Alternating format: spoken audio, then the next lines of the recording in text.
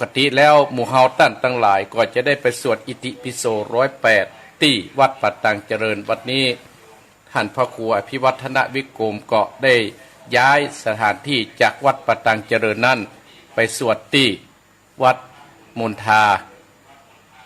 เนาะเพราะฉะนั้นก็เชิญชวนศรัทธาญาติโยมภัยมาได้มาเมื่อเจ้าก็มาตอนบ่ายก็ได้เนื้อศรัทธาญาติโยมเปื้อนจะได้ยกพระประธานขึ้นสู่เต้นในศาลาการประเรียนหลังใหม่เป็นมงคลศรัทธาญาติโยมครั้งหนึ่งปีหนึ่งเราได้ร่วมในการสร้างวัดใหม่นะศรัทธาญาติโยมก็เป็นมงคลกับตัวเฮาเนาะศรัทธาญาติโยมและวันที่12ตั้งแต่วันพุธนี้เป็นต้นไปศรัทธาญาติโยมหมู่เฮาท่านทั้งหลายนั่นก็จะได้ไปร่วมในการทำบุญในการเข้าประวัติกรรมณวัดม่วนฤาษีหรือว่าปัตตางสามัคคีวัดท่านอาจารย์ท่านพระครูสุเมธธรรมเสวีก็ตุเจ้านักเนื้อศรัทธาญาติโยมตุเจ้าต่างทั่วประเทศมาจากกรุงเทพภาคใต้ภาคกลางภาคเหนือก็มานักมาหลายก็เชิญพี่น้องศรัทธาญาติโยมไปทำบุญกับพระสงฆ์หมู่ใหญ่ที่วัดปัตตางสามัคคีหรือว่าวัดม่วนฤาษีและตั้งแต่เจ้าวันพุธนี้เป็นต้นไปถึงเจ้าวันที่22ศรัทธาญาติโยมวันนี้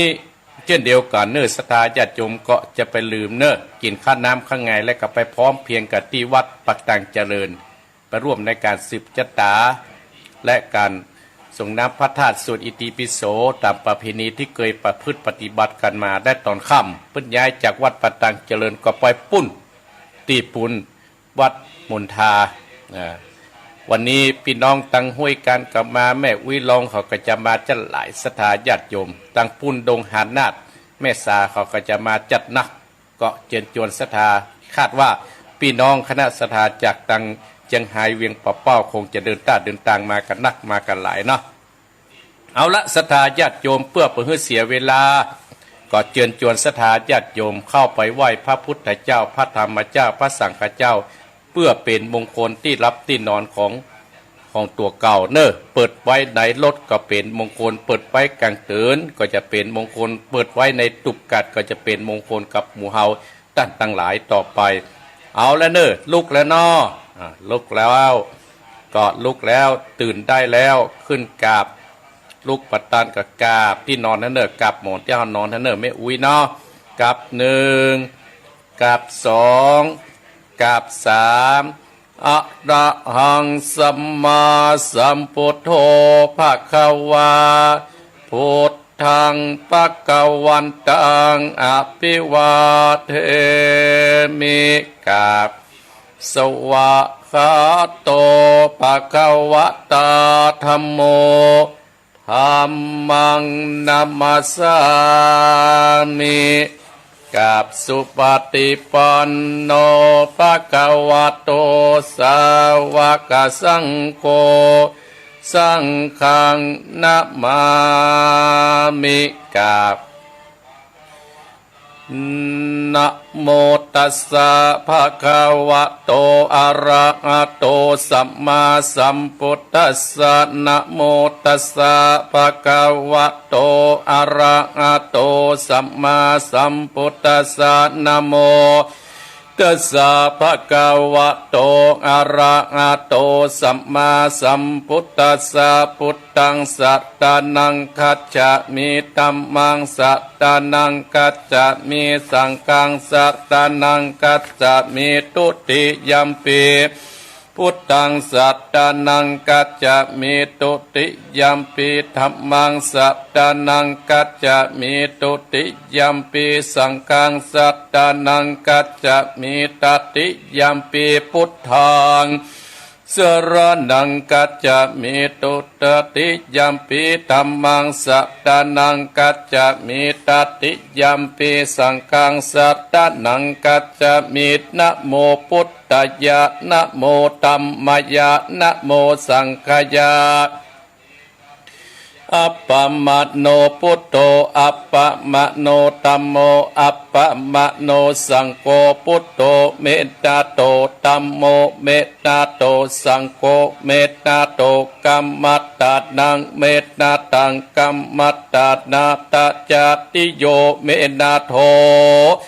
อะหัมปันเตพุทธานุสติกัมมัตตานังยัจจามิพุทธานุสติกัมมัตตานังเตตะเมปันเตอะหัมปันเตปิติอุปาจาระสัมมาติงยัจจามิอิติปิโสภะคะวะอะระหังสัมมาสัมพุทโธวิจจาจัตตานะสัมปันโนสุขโตโรกวิทูอนุตตโตปุติสัตตัมมัสสัตตติสัตตาเทวานุสานังพุทโธภควติสวะคะโตภควตาธัมโมสันติติโกอากาติโกเออิปัจจิโกโอปัฏนาจิโกปัจจัตตังเวทิตโพวินโยเอติสุปฏิปันโนภะคะวะโตสาวกสังโฆอุจจุปฏิปันโนภะคะวะโตสาวกสังโฆญาญาปฏิปันโนภะคะวะโตสาวกสังโฆสะมิจฉิปฏิปันโนภะคะวะโตสาวกสังโฆยะติตังจัตตาเตปุติสายุกะนิอัตตาปุติสาปุกะราเอสะภะคะวะโตสาวกสังโฆอะอุดนโยปะอุดนโยตะกิจนโยอัญชาเดงกราติโยอนุตตรังบุญญาเกตังโลกัสสติอิอัตติอิมัสสมิงกายเยเกสารุมานะกาตันตาตะโยมังสามหาโลอจิอจิมิจังวักกังอัตตยังยะกะนังกิโลมากังปิอากังปัปปะสังอันตังอันตาคุนางอุตตาติยังกะเตสังเป็นอาเสพอังอุปโหโรอิตังเสโตเมโทอัสสุวัสสาเกงโกสิงคานิการะสิกามุตตังมัตตะเกมัตตะลุงกันติตาวัติงสังกะดังอายังอันตะภะโวอะนิจจังทุกขังอนัตตาอสุจิอสุภังอิมังกัมมัตตะนังปุณตะโวติอจิรังวัตยังกโยปัตตะเวงอาติเสสติสุนโตอาเปตตะวิญญาโตนิลัตถังวะกะลิงกะลังปัตตะวิตาตุอาโปตาตุเตโชตาตุวโยตาตุโลภกันโตเวทันนา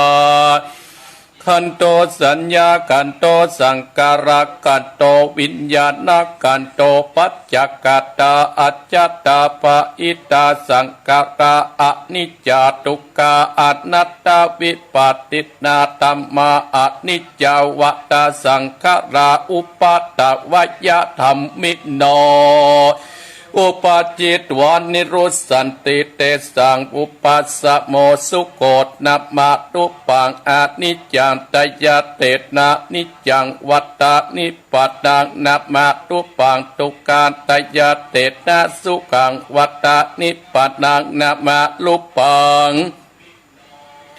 อนัตตาอาสาตกัตเตนะสัตตังวัตตานิปัตตานะมะรูปังอนิจจังนะมะรูปังทุกขังนะมะรูปังอนัตตานิจจังวัตตานิปัตตังสุขังวัตตา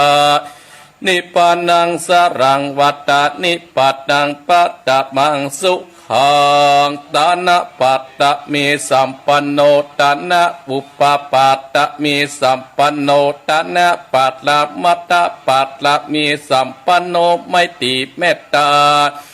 กันโดนามุติตาอุเบกาปัตตะมีสัมปันโนอิติปิโสภควาสีตะปัตตะมีสัมปันโนสีตะอุปปัตตะมีสัมปันโนสีตะปัตตะมัตตะปัตตะมีสัมปันโนไม่ตี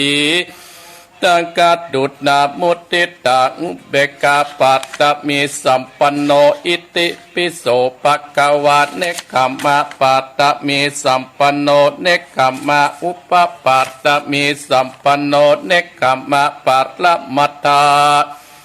ปานะมีสัมปันโนไมตริเมตตังกาตุนามุตติตาอุเบกขาปัตตมีสัมปันโนอิติปิโสภะคะวะปัญญาปัตตมีสัมปันโนปัญญาปารมีสัมปันโนปัญญาปารมัตตปัตตมีสัมปันโนไมตริเมตตากตุนามุตติตาอุเบกขาปัตตมีสัมปันโนอิติปิโสภะคะวะวิติยาปารเมสัมปันโนวิติยาอุปปัตตมีสัมปันโนวิติยาปัตตมัตตปัตตมีสัมปันโนไมตริเมตตากตุนามุตติตาอุเบกขาปัตตมีสัมปันโนอิติปิโสภะคะวะขันติปัตตมีสัมปันโนขันติปปัตตมีสัมปันโนกันติปัตตมัตตปัตตมีสัมปันโนไมตริเมตตากตุนามุตติตาอุเบกขาปัตตมีสัมปันโนอิติปิโสภะคะวะสัจจะปัตตมีสัมปันโนสัจจะ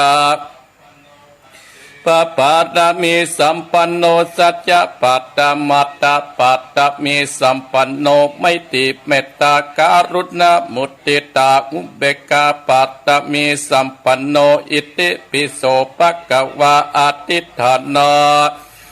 ปารมีสัมปันโนอธิตานาอุปปัตตมีสัมปันโนอธิตานาปัตตมัตตปัตตมีสัมปันโนไมตริเมตตากตุนามุตติตาอุเบกขาปัตตมีสัมปันโนติปิโสภะคะวะเมตตาปัตตมีสัมปันโนเมตตาอุปปัตตมีสัมปันโนเมตตาปัตละมัตตปัตตมีสัมปันโนไมตริเมตตากตุนามุตติตาอุเบกขาปัตตมีสัมปันโนติปิโสภะคะวะอุเบกขาปัตตมีสัมปันโนอุเบกขาอุปปัตตมีสัมปันโนอุเบกขาปัตตมัตตปัตตมีสัมปันโนไมตริเมตตา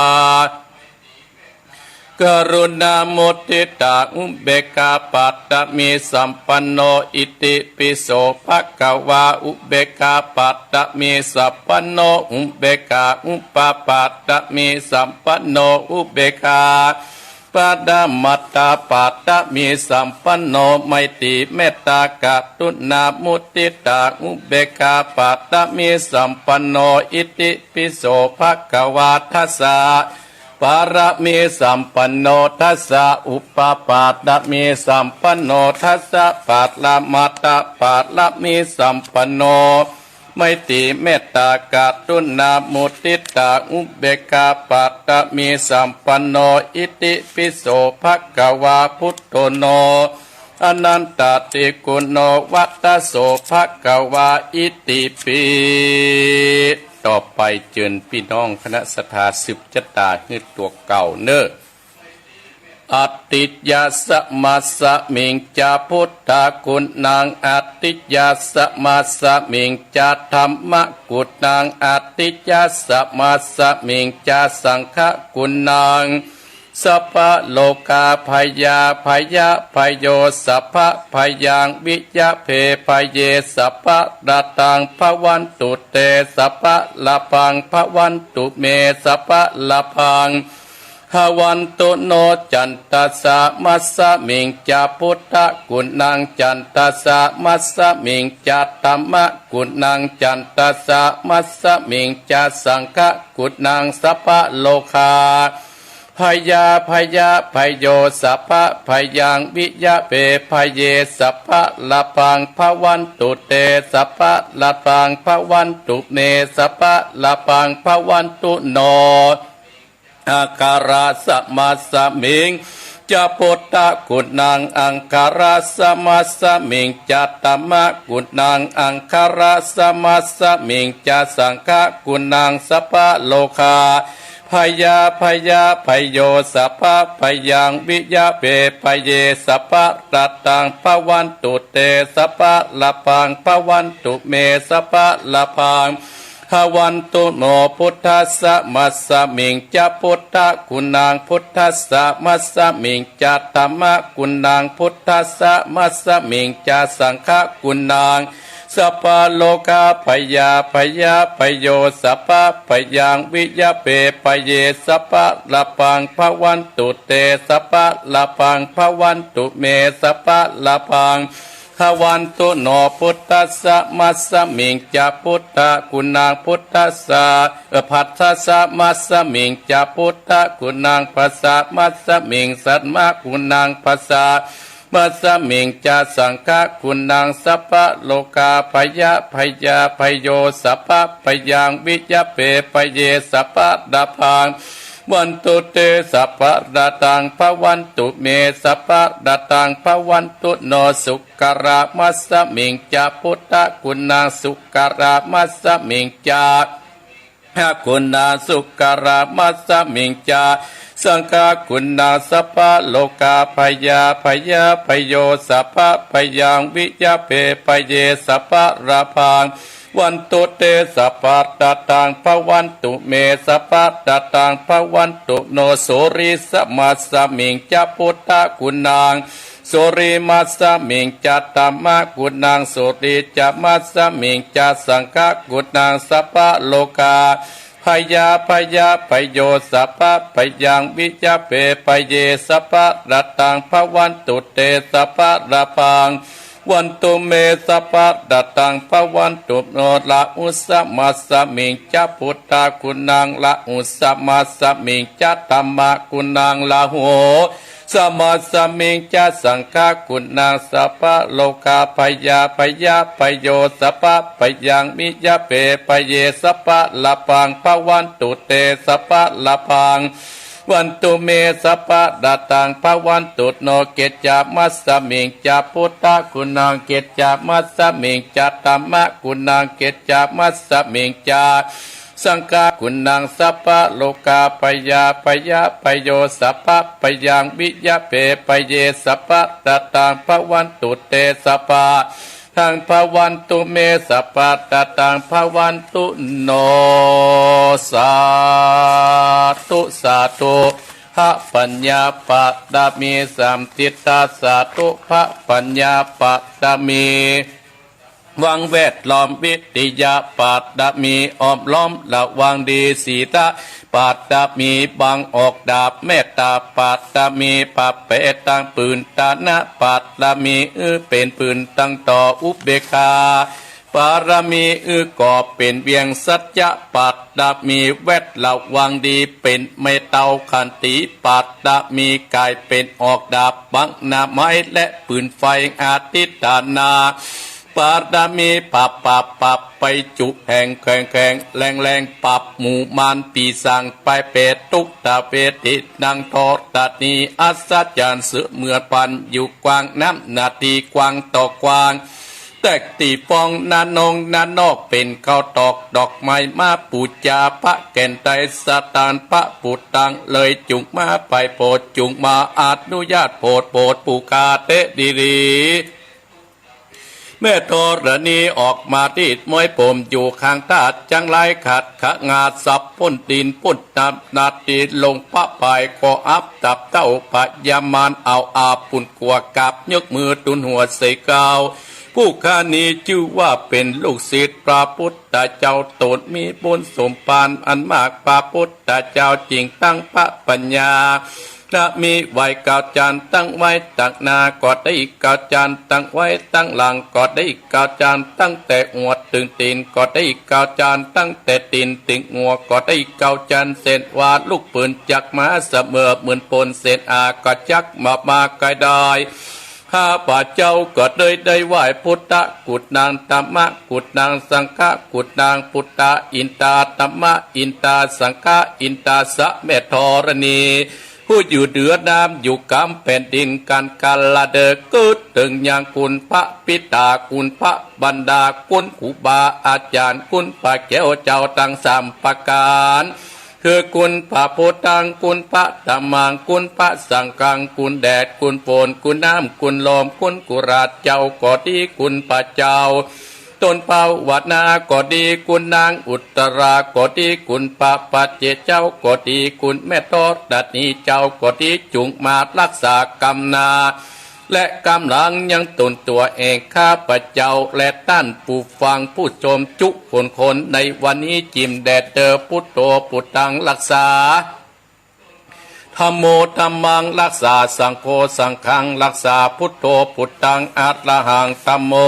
ธัมมังอะระหังสังโฆสังฆังอะระหังพุทโธพุทธังกันอาธัมโมธัมมังกันอาสังโฆ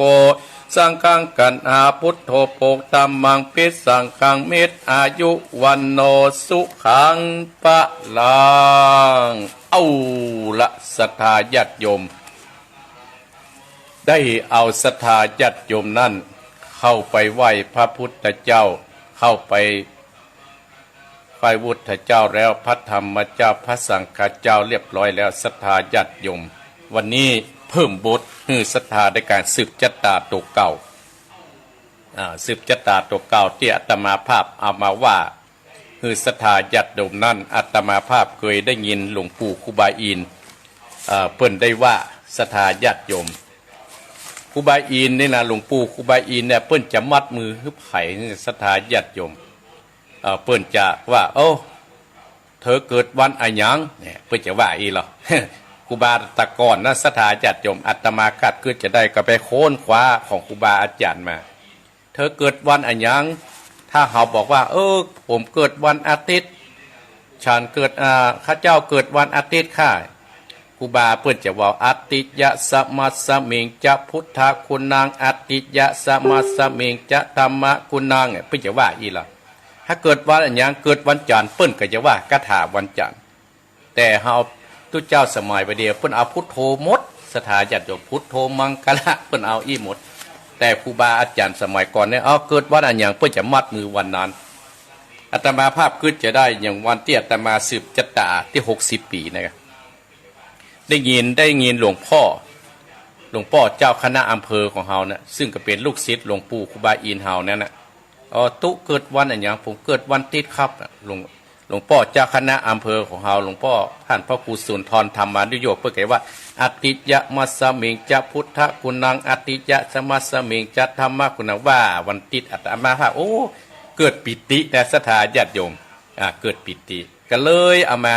มาจ๋ามาว่าให้ศรัทธาฟังในตอนเจ้านี้เนาะมาแล้วศรัทธาญาติโยมก็ได้ได้จากศรัทธาญาติโยมได้นำศรัทธาญาติโยมเป็น30 กว่านาทีได้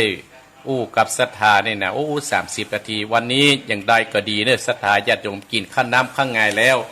ก็เจิญจวนสั้นศรัทธาญาติโยมหมู่เฮาตั้นผู้ฟังทั้งหลายฟังอาตมาภาพก็ดีฟังครูบาอาจารย์หลายรูปหลายตนก็ดีเนาะ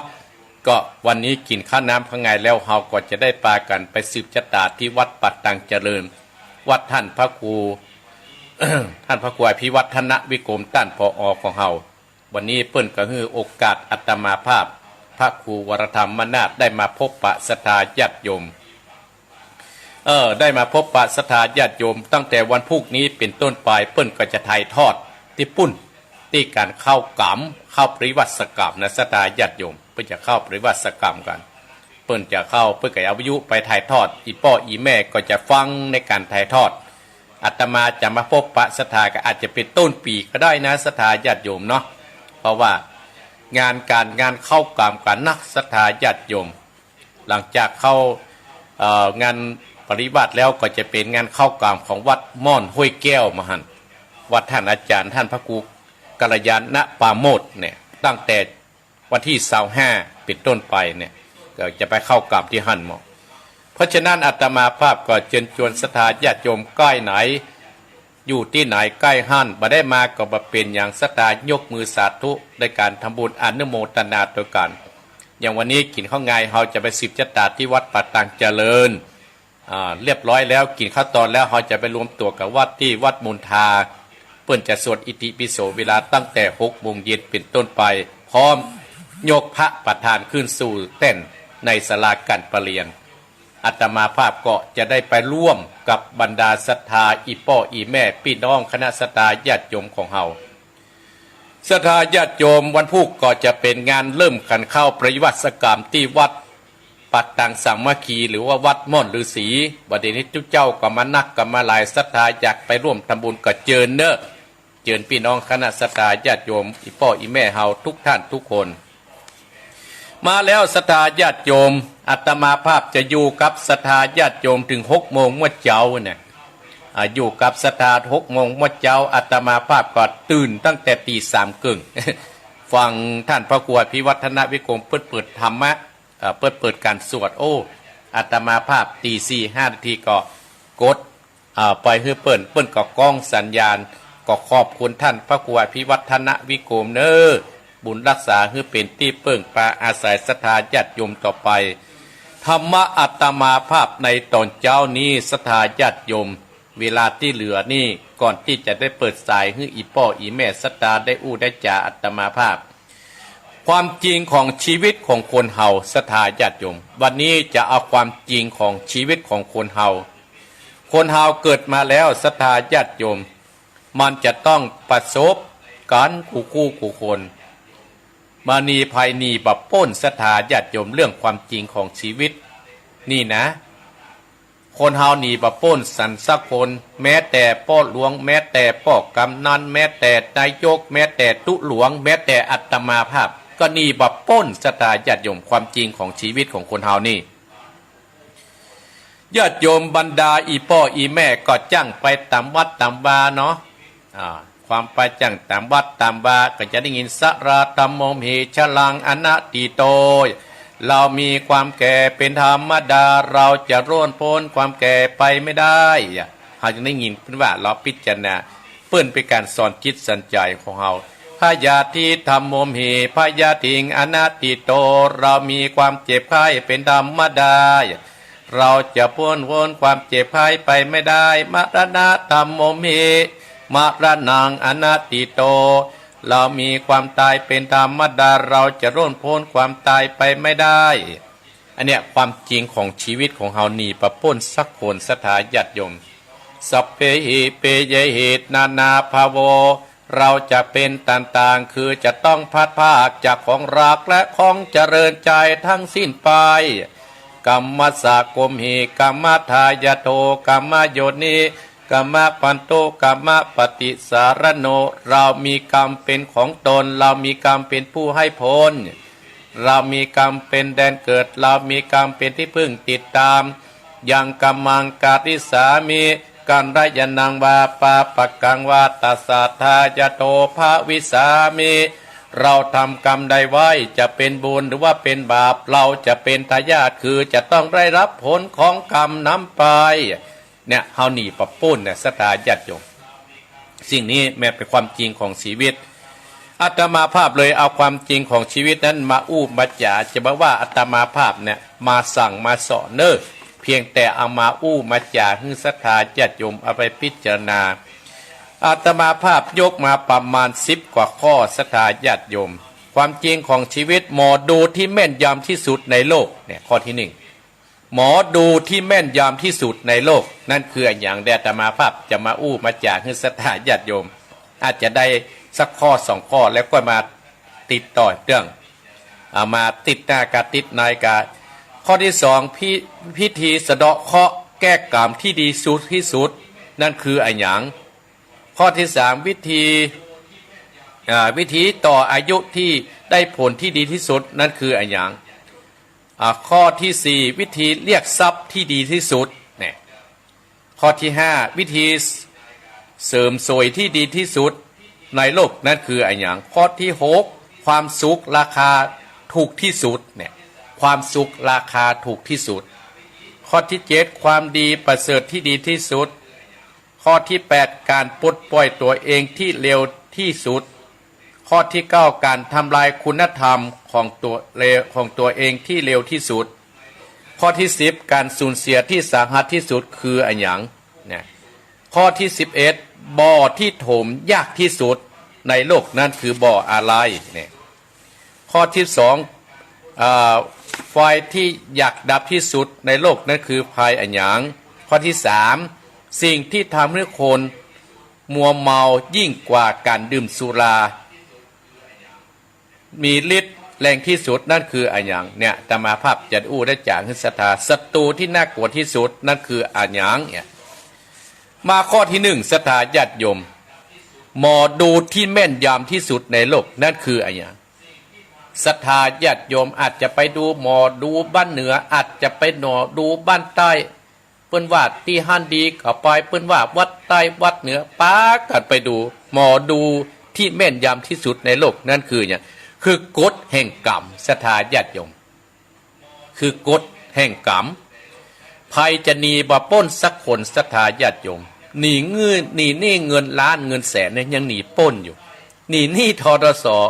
เงินทกสยังหนีป้นแต่คนเฮาน่ะหนีกฎแห่งกรรมนั่นบ่ป้นสักคนศรัทธาญาติโยมคนเฮานั่นเกิดนั่นมีกรรมเป็นที่พึ่งนะต้านทั้งหลายจะกรรมดีหรือว่ากรรมบดีก็เป็นที่พึ่งติดตัวเฮาเปิ่นเหมือนเงาติดตามตัวเฮาไปอย่างอาตมาภาพก็ได้เชิญชวนศรัทธาญาติโยมวันนี้กินข้าวน้ำข้างไงแล้วก็ไปสืบจัตตะกันไปทำบุญกันที่วัดป่าตังเจริญเป็นการสร้างคุณงามความดีให้กับตัวเก่าและเป็นแบบอย่างให้กับลูกกับหลานกินข้าวตอนเฮาก็ไปรวมกันที่วัดมณฑาเนี่ยวัดมณฑาแห่งกรรมศรัทธาญาติโยมที่เราเป้าวัดใหม่ฮะนะโดยมีท่านพระครูกัลยาณปราโมทย์ท่านพระครูอภิวัฒนวิกรมเนี่ยที่เปิ้นช่วยกันสร้างครูบาอาจารย์หลายรูปหลายตนเวลาเฮากับปาการไปทำบุญ6 โมงเปิ้นก็จะยกพระขึ้นสู่เต้นพระแล้วก็จะมีการสวดอิติปิโส108 จบศรัทธาญาติโยมโดยมีพระสงฆ์จะ108 ตนกันที่จะไปสวดกันที่หั่นเฮาจะหานว่าหมู่สงฆ์ตุเจ้านั่งนักได้จะหายากถ้ามีการมีงานเฮาไปตามวัดเฮาก็มีโตนเนี่ยบางวัดยังเหมือนมีสักตูนนะศรัทธาญาติโยมเนี่ยเพราะว่าหมอดูที่แม่นยำที่สุดในโลกก็คือกฎแห่งกรรมกฎแห่งกรรมในศรัทธาญาติโยมมหาจะหนีการแบบป้นซักคนเพราะฉะนั้นเฮาจะจากโลกนี้ไปแล้วเฮาก็ต้องมั่นสร้างคุณงามความดีไว้กับเนื้อกับตัวมั่นสร้างกุศลไว้กับเนื้อกับตัวศรัทธาญาติโยมอย่างอาตมาภาพหันหลายผู้หลายคนเมื่อพ่อแม่มีเนี่ยโอ้ศรัทธาญาติโยมพ่อแม่จากไปแล้วโอ้เป็นมาห้อยในจ่าเพราะอย่างเพราะเฮาหนีกฎแห่งกรรมมาได้เพราะเฮาบ่ทำตามกรรมพ่อกับแม่ที่เพิ่นสั่งที่เพิ่นสอนที่เพิ่นดอกที่ได้แนะแนวไว้พ่อแม่เฮาเนี่ยจะได้ลูกทำตามมันก็จะเป็นกฎแห่งกรรมหนีประปน2วิธีสะเดาะเคราะห์แก้กรรมที่ดีที่สุดนั่นคือไอ้หยังศรัทธาญาติโยมบางคนก็จะไปอาบน้ำมนต์พ่อง อาบจะมาว่าผ่อนเนี่ยอู้ศรัทธาฟังนะวิธีสะเดาะเคราะห์ที่ดีที่สุดแก้กรรมที่ดีที่สุดนั่นคือการสำนึกผิดและเปลี่ยนพฤติกรรมของตัวเก่าสะเดาะเคราะห์ที่ดีที่สุดคือการสำนึกผิดและเปลี่ยนพฤติกรรมตัวเองศรัทธาญาติโยมตัวเองเนี่ยเปลี่ยนการเปลี่ยนพฤติกรรมของตัวเก่าและสำนึกผิดเฮาเคยผิดมาแล้วเฮาตั้งหน้าตั้งตาสร้างคุณงามความดีให้กับบ้านกับเมืองให้กับพ่อกับแม่กับพี่กับน้องหรือว่าเฮาเปลี่ยนการพฤติกรรมของตัวเก่าเคยเป็นคนเห็นแก่ตัวก็เป็นคนขี้เหล้าเคยเป็นอันอี้เฮาเปลี่ยนพฤติกรรมของเฮาตั้งหลายเจ้าพ่อครูบาอาจารย์เนี่ยเปิ้นเมื่อก่อนเปิ้นอยู่ที่บ้านแล้วเปิ้นมาอยู่ในวัดในว่าเปิ้นเปลี่ยนพฤติกรรมของตัวเก่าเหมือนกับเฮามานอนวัดนอนวาเนี่ยศรัทธาญาติโยมเฮาเปลี่ยนการพฤติกรรมของตัวเก่าเฮาอยู่บ้านเฮาเป็นเฮาอยู่เนี่ยเฮาต้องพยายามเปลี่ยนเพราะฉะนั้นอาตมาภาพว่าวิธีสะเดาะเคราะห์แก้กรรมที่ดีสุดคือการยังสำนึกผิดและเปลี่ยนพฤติกรรมของตัวเก่าอันเนี้ยอาตมาภาพโอ้เกิดมาเนี่ยโอ้ศรัทธาญาติโยมหานครูบาอาจารย์เนี่ยที่เฮาโตยกันเป็นหมู่โอ้เปิ้นสร้างกรรมดีเฮาก็ช่วยกันสนับสนุนข้อที่3วิธีต่ออายุที่ได้ผลที่ดีที่สุดคืออันอย่างศรัทธาญาติโยมก็คือการละเว้นชีวิตผู้อื่นเนี่ยการเฮาที่ทำไปเบียดเบียนคนอื่นศรัทธาญาติโยมเบียดเบียนตั้งกายเบียดเบียนตั้งวาจาเบียดเบียนตั้งกายเนี่ยเฮาละเว้นห้ามไปเบียดเบียนมักก็เป็นบุญเป็นกุศลกับ ตัวเฮานะเป็นบุญกับตัวเฮาศรัทธาญาติโยมเป็นบุญกับตัวเฮาที่เฮานะได้เกิดมาแล้วเฮาได้สร้างคุณงามความดีเป็นแบบอย่างให้กับพ่อกับเป็นแบบอย่างให้กับลูกกับหลาน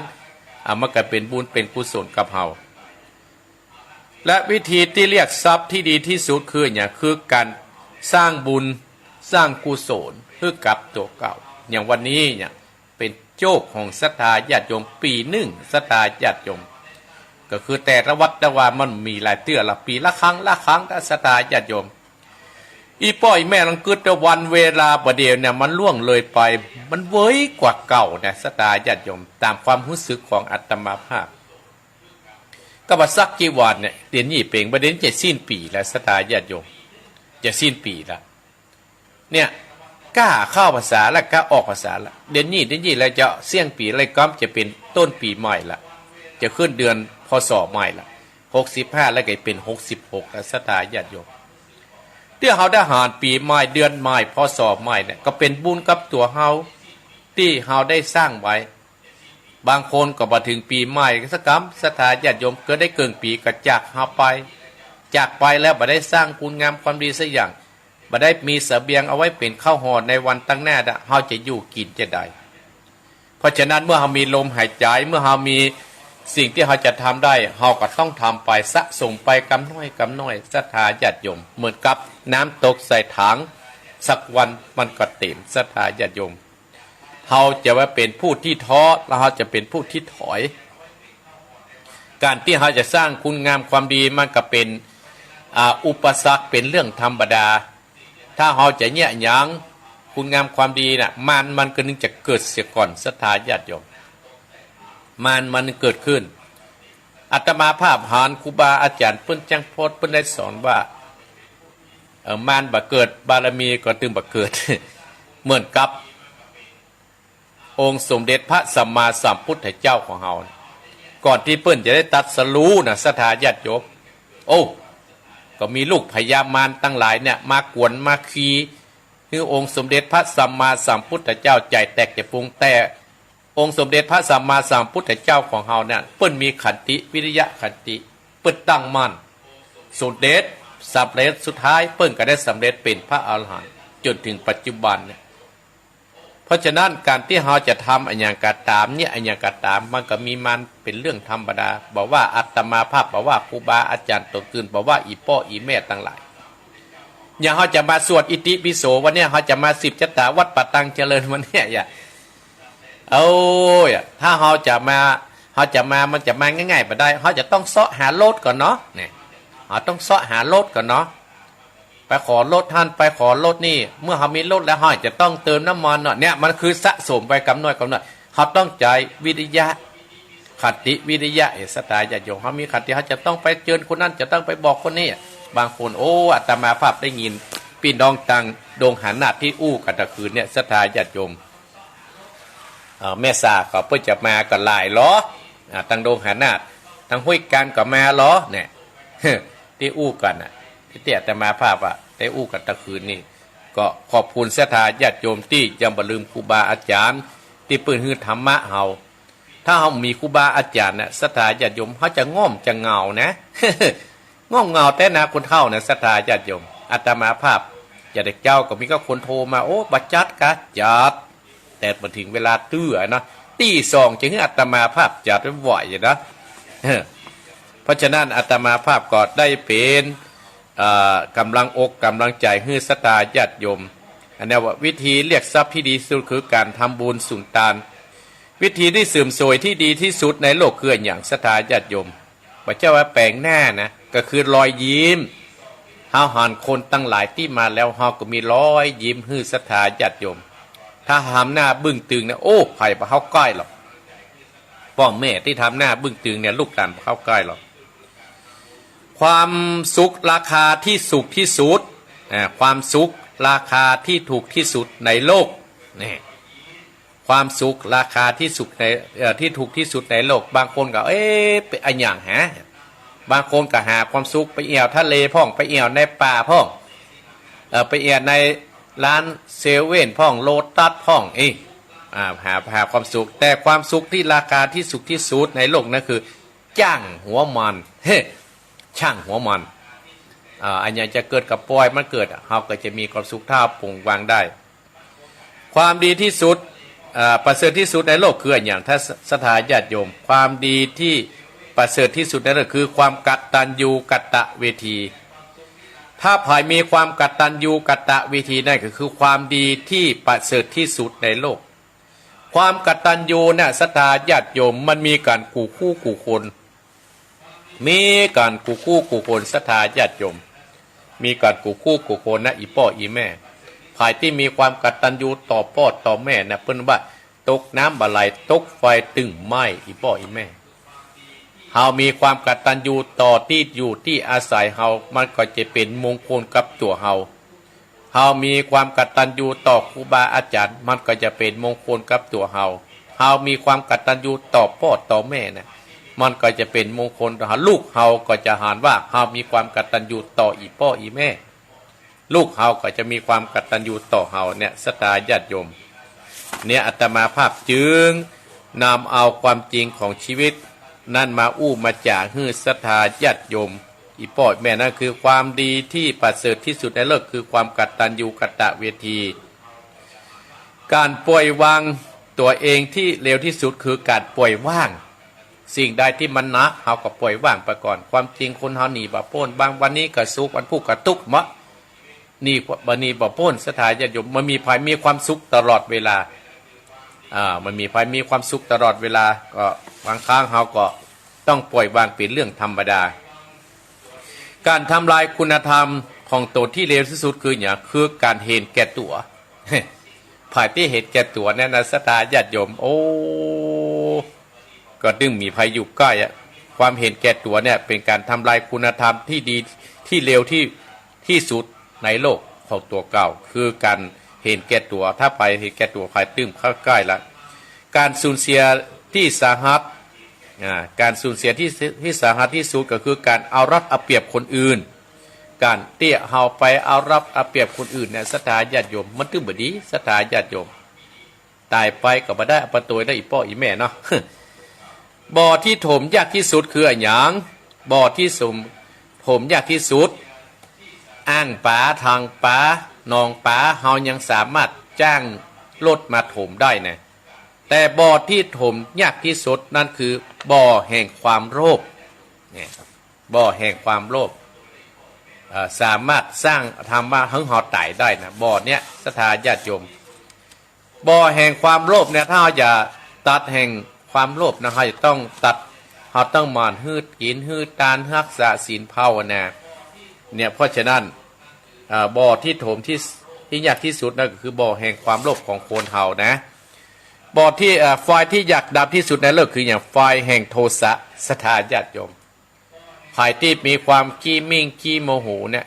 เมื่อว่าเกิดมาจะเป็นยักษ์เนอะเนี่ยภายที่ขี้มิ่งขี้โกรธนี่นะสิ่งที่มัวเมายิ่งกว่าการดื่มเหล้าสุราที่มีฤทธิ์มากนั่นคืออย่างคือความหลงของคนเฮาความหลงเนี่ยศรัทธาญาติโยมถ้าเกิดกับภายแต่ลืมพ่อลืมแม่ลืมครูบาอาจารย์มดนะเนี่ยลืมมดศัตรูที่น่ากลัวที่สุดคืออย่างความคิดของตัวเก่าศรัทธาญาติโยมยิ่งเฮาอยู่กับหมู่กับปลายกับคนหลายนี่นะศรัทธาญาติโยมอีพ่ออีแม่พี่น้องคณะศรัทธาญาติโยมเฮาก็ต้องหนีพ้องเกี่ยวกับความคิดของตัวเก่าเฮาก็คือเพิ่นคิดพ้องบัดเจ้าว่ากูได้เป็นใหญ่เป็นโตเอาความคิดตัวเก่าเป็นที่ตั้งนี่ก็ผิดนะศรัทธาญาติโยมเพราะฉะนั้นอาตมาเอาความจริงของชีวิตนั้นมาฮื้อกับศรัทธาญาติโยมในตอนเจ้านี่พอจะตีห้าเลยจะเตะทำเลยนะหมอดูที่แม่นที่สุดในโลกกันนั่นคือกฎแห่งกรรมวิธีสะเดาะเคราะห์แก้กรรมที่ดีสุดคือการสำนึกผิดและเปลี่ยนพฤติกรรมของตัวเก่าวิธีต่ออายุที่ได้ผลที่สุดในโลกนั่นคือการละเว้นชีวิตผู้อื่นข้อที่ 4วิธีเรียกทรัพย์ที่ดีที่สุดคือการทำบุญให้ทานข้อที่ 5วิธีเสริมสวยที่ดีที่สุดคือในโลกนั่นก็คือรอยยิ้มข้อที่ 6ความสุขราคาที่ถูกที่สุดก็คือช่างหัวมันข้อที่ 7ความดีที่ประเสริฐที่สุดในโลกก็คือความกตัญญูกตเวที ข้อที่8การปลดปล่อยตัวเองที่เร็วที่สุดนั่นคือปล่อยว่างข้อที่9การทำลายคุณธรรมของตัวเองที่เร็วที่สุดนั่นคือการเห็นแก่ตัวข้อที่10การสูญเสียที่สาหัสที่สุดคือการเอารัดเอาเปรียบผู้อื่นข้อที่11บ่อที่ถมยากที่สุดในโลกนั่นคือบ่อแห่งความโลภข้อที่12ไฟที่อยากดับที่สุดในโลกก็คือไฟแห่งโทสะข้อที่13สิ่งที่ทำให้คนมัวเมายิ่งกว่าการดื่มสุราเหล้ามีฤทธิ์มากที่สุดนั่นคือความหลงของคนข้อที่14ศัตรูที่น่ากลัวที่สุดคือความคิดของตัวเก่าศรัทธาญาติโยม14ข้อที่อาตมาภาพได้มาอู้มาจ่าให้ศรัทธาญาติโยมท้ายในการที่อาตมาภาพได้อู้ที่อาตมาภาพก็มีนิทานเรื่องหนึ่งมาเล่าให้ศรัทธาฟังเนอะนิทานเรื่องนี้ชื่อว่ากบหูหนวกศรัทธาญาติโยม กบหูหนวกก็มีแต่เขาก็นึกว่ามีก้าโขนเนี่ยกบหูหนวกศรัทธาญาติโยมในนิทานเรื่องนี้มีกบอยู่2ฝูงละ5ตัวเป็นกบตัวน้อยศรัทธาญาติโยมมีวันหนึ่งศรัทธาญาติโยมกบฝูงหนึ่ง5ตัวเล็กตัวน้อยเนี่ยเตียวไปแอวเซาะกินและก็ตกไปอยู่ในหลุมศรัทธาญาติโยมแล้วก็มีกบแห่งฝูงหนึ่งแห่ง5ตัวอยู่บนปากหลุมพอกบตัวน้อยที่ตกอยู่ในหลุม5ตัวศรัทธาญาติโยมก็พยายามจะขึ้นมาเพื่อโป้นจากความตายเพื่อโป้นจากหลุมที่ยั่วไปกบตัวน้อยอยู่ตั้งปืนนะกับปาการกระดิดกระเดียวพยายามตายขึ้นมาแต่ก็ไม่สามารถตายขึ้นมายั่วลงไปที่เก่าศรัทธาญาติโยมกบที่อยู่ตั้งบนว่าโอ้ท่านทั้งหลายตัวน้อยเนี่ยบ่สามารถขึ้นมาได้หรอกบ่ต้องฝืนตัวเก่าวะบ่สามารถขึ้นมาได้แล้วก็มีใครช่วยท่านได้หรอกแต่มีกบตัวหนึ่งศรัทธาญาติโยมใน5ตัวน่ะติดอยู่ในหลุมพยายามตะเก็บตะกายขึ้นมากำน้อยกายตายขึ้นมาติ๊กตายขึ้นมาติ๊กจนโป้นจากหลุมนั้นศรัทธาญาติโยมกบตั้งลุ่มที่อยู่ในหลุมนะก็กบตัวนี้มันนี่อย่างงานสามารถขึ้นมาได้มันมีของดีกะกบตั้งบนหลุมใกล้ปลากับไปถามกบที่ต่อยขึ้นมาได้ว่าท่านนั้นมีดีไอ้หยังถึงต่อยขึ้นมาจากหลุมนี้ได้เนี่ย อีป้อยอีแม่ผลปรากฏว่ากบตัวที่ตายขึ้นมาจากหลุมท่านนะสามารถตายขึ้นมามันมีอย่างสักอย่างเพราะว่าถามไปถามมาว่ากบตัวที่ตายขึ้นมาเป็นกบหูหนวกศรัทธาญาติโยม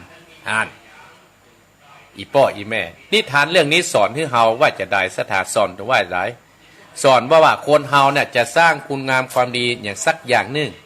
จะสร้างบุญญะปารมีอีกสักอย่างหนึ่งถ้าไปฟังกำลงกำแรงกำคนนินทาว่าร้ายอย่างอันอย่างอี้งานที่เฮาทำนั่นก็ประสามารถลุล่วงไปด้วยดีก็ประสามารถสำเร็จไปด้วยดีเปิ้นได้สอนให้เฮาบอกว่าคนเฮานั้นต้องทำเอาหูทวนลมเหี่ยพ่องทำเป็นหูหนวกเหี่ยพ่องทำเป็นบ่ได้ยินเหี่ยพ่องงานนั้นจึงจะสำเร็จคือกับตัวเก่าเหมือนกับกบตัวน้อยเนี่ยศรัทธาญาติโยมเป็นกบหูหนวกสามารถบ่ฟังกรรมข้างล่างบ่ฟังกรรมข้างบนก็สามารถเอาตัวเก่ารอดจากการตายในหลุมนี้ได้ส่วนกบสิตัวนักตายนั้นได้เพราะว่าฟังกรรมคนอื่นไปจนที่บ่สามารถที่จะเนี่ยอันอย่างได้สักอย่างศรัทธาญาติโยมอันนี้ก็เป็นการสอนจิตสอนใจให้เฮานะเอาละอาตมาภาพได้อู้ได้จากกับศรัทธาญาติโยมก็มานักพอสมควรเมินพอสมควรก็คอกับแห้งนักแก่หรือศรัทธาญาติโยมเนาะเอาละลองเปิดสายให้ศรัทธาญาติโยมพายที่ฟังอาตมาภาพประเดี๋ยวตี54 นาทีแล้วนะศรัทธาญาติโยมซ่อหาสมุดก่อน จดชื่อศรัทธาญาติโยมเนาะเพราะอาตมาภาพได้เมมชื่ออีพ่ออีแม่ไว้อาตมาภาพฟังเอาสดๆนี่แหละศรัทธาญาติโยมเนาะสายแรกภัยจะโทรมาที่082 885 7225 082 885 7225 ภายจะโทรกระโทรเนื้อศรัทธาญาติโยมเบอร์มาใกล้หน่อย0828857225สายแรกก็จะปิดที่ไหนเนาะจะเป็นอุบาสกาอุบาสิกาก็ลองฟังเนอะ215เจริญปอนจะได้จะเจอท่านครูแม่สีทรใจประการเจ้าฟังกับเจ้าแล้วเนี่ยติ่งกับเจ้าแล้วนะว่าฟังแล้วเป็นจะได้วันนี้เข้าใจดีเจ้าเข้าใจดีบุญรักษาแม่สีทรเนอ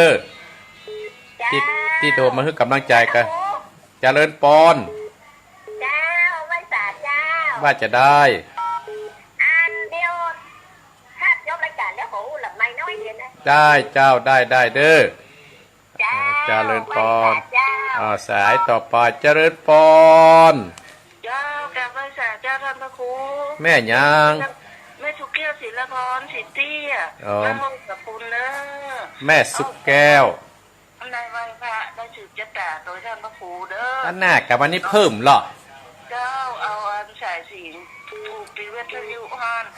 โอ้โหเอามาหวานหัวเฮานั่งไว้เด้อแม่สุกแก้วเกิดวันอย่างแม่สุกแก้วมันเป็นคนเกิดวันศุกร์เกิดวันศุกร์สุขะมัสมิงที่เขาว่าตะกี้นะได้ยินเนาะเจ้าได้ยินเจ้า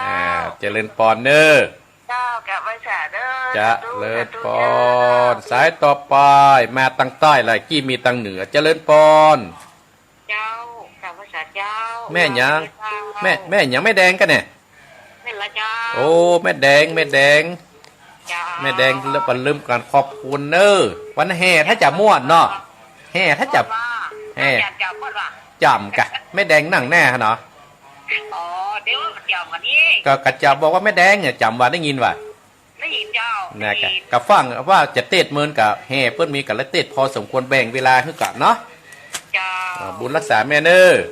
เจ้ากับว่าเจ้าจะเลิญปอนจะเลิญปอนสายต่อไปจะเลิญปอนว่าเจ้าท่านพระครูแม่จะรุนเจ้าว่าเจ้าเป็นยังจำได้โอ้จำได้ค่ะแม่จรูนเป็นคนแรกที่มางานที่อันไหนกันที่ราคาบีนนะจำได้อยู่หรอกลืมสบายดีเนาะก็กันยังว่านะไปตามไว้นะท่าน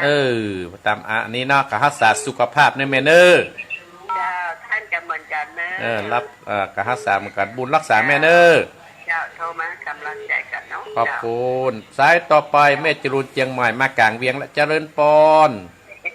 นมัสการเจ้าท่านพระครูเจ้าจากหลังการแม่สาวอำเภอแม่อายเจ้าแม่ปณีแม่กอไม่ใช่แม่จันโสแม่จันโสหาจำพิษมาฮะแน่ว่าบ่ได้เมมที่ไว้ที่ทองที่พายตลาดตะวันสายบัวสะเน่าเนาะบุญรักษาแม่จันโสมเนอจังหวัดที่3มาแล้วเนอเจ้า3เกินวันละยินดีนะแม่เนอว้าวนมัสการเจ้าคือกำลังใจนะเจ้าจะเลินปอนสายเยอะแสนแน่นเจริญปอนไปค่ะเจ้าฟังอยู่เนอแม่ยังดอยสเก็ตดอยสเก็ตแม่ดอยสเก็ตฟังม่วนว่ะแม่ม่วนเข้าใจดีก็ได้จะเต้ทำเนี่ยแม่แห้ง3ตัวบัว3ดอกเนอบวชให้ก็ได้แม่ฟังเนอพี่โก้หูหนวกแหละจะร้องจากอันเหรอเป็นจะได้โก้หูหนวกเป็นจะได้แม่ฮะดีเข้าใจดีเนาะ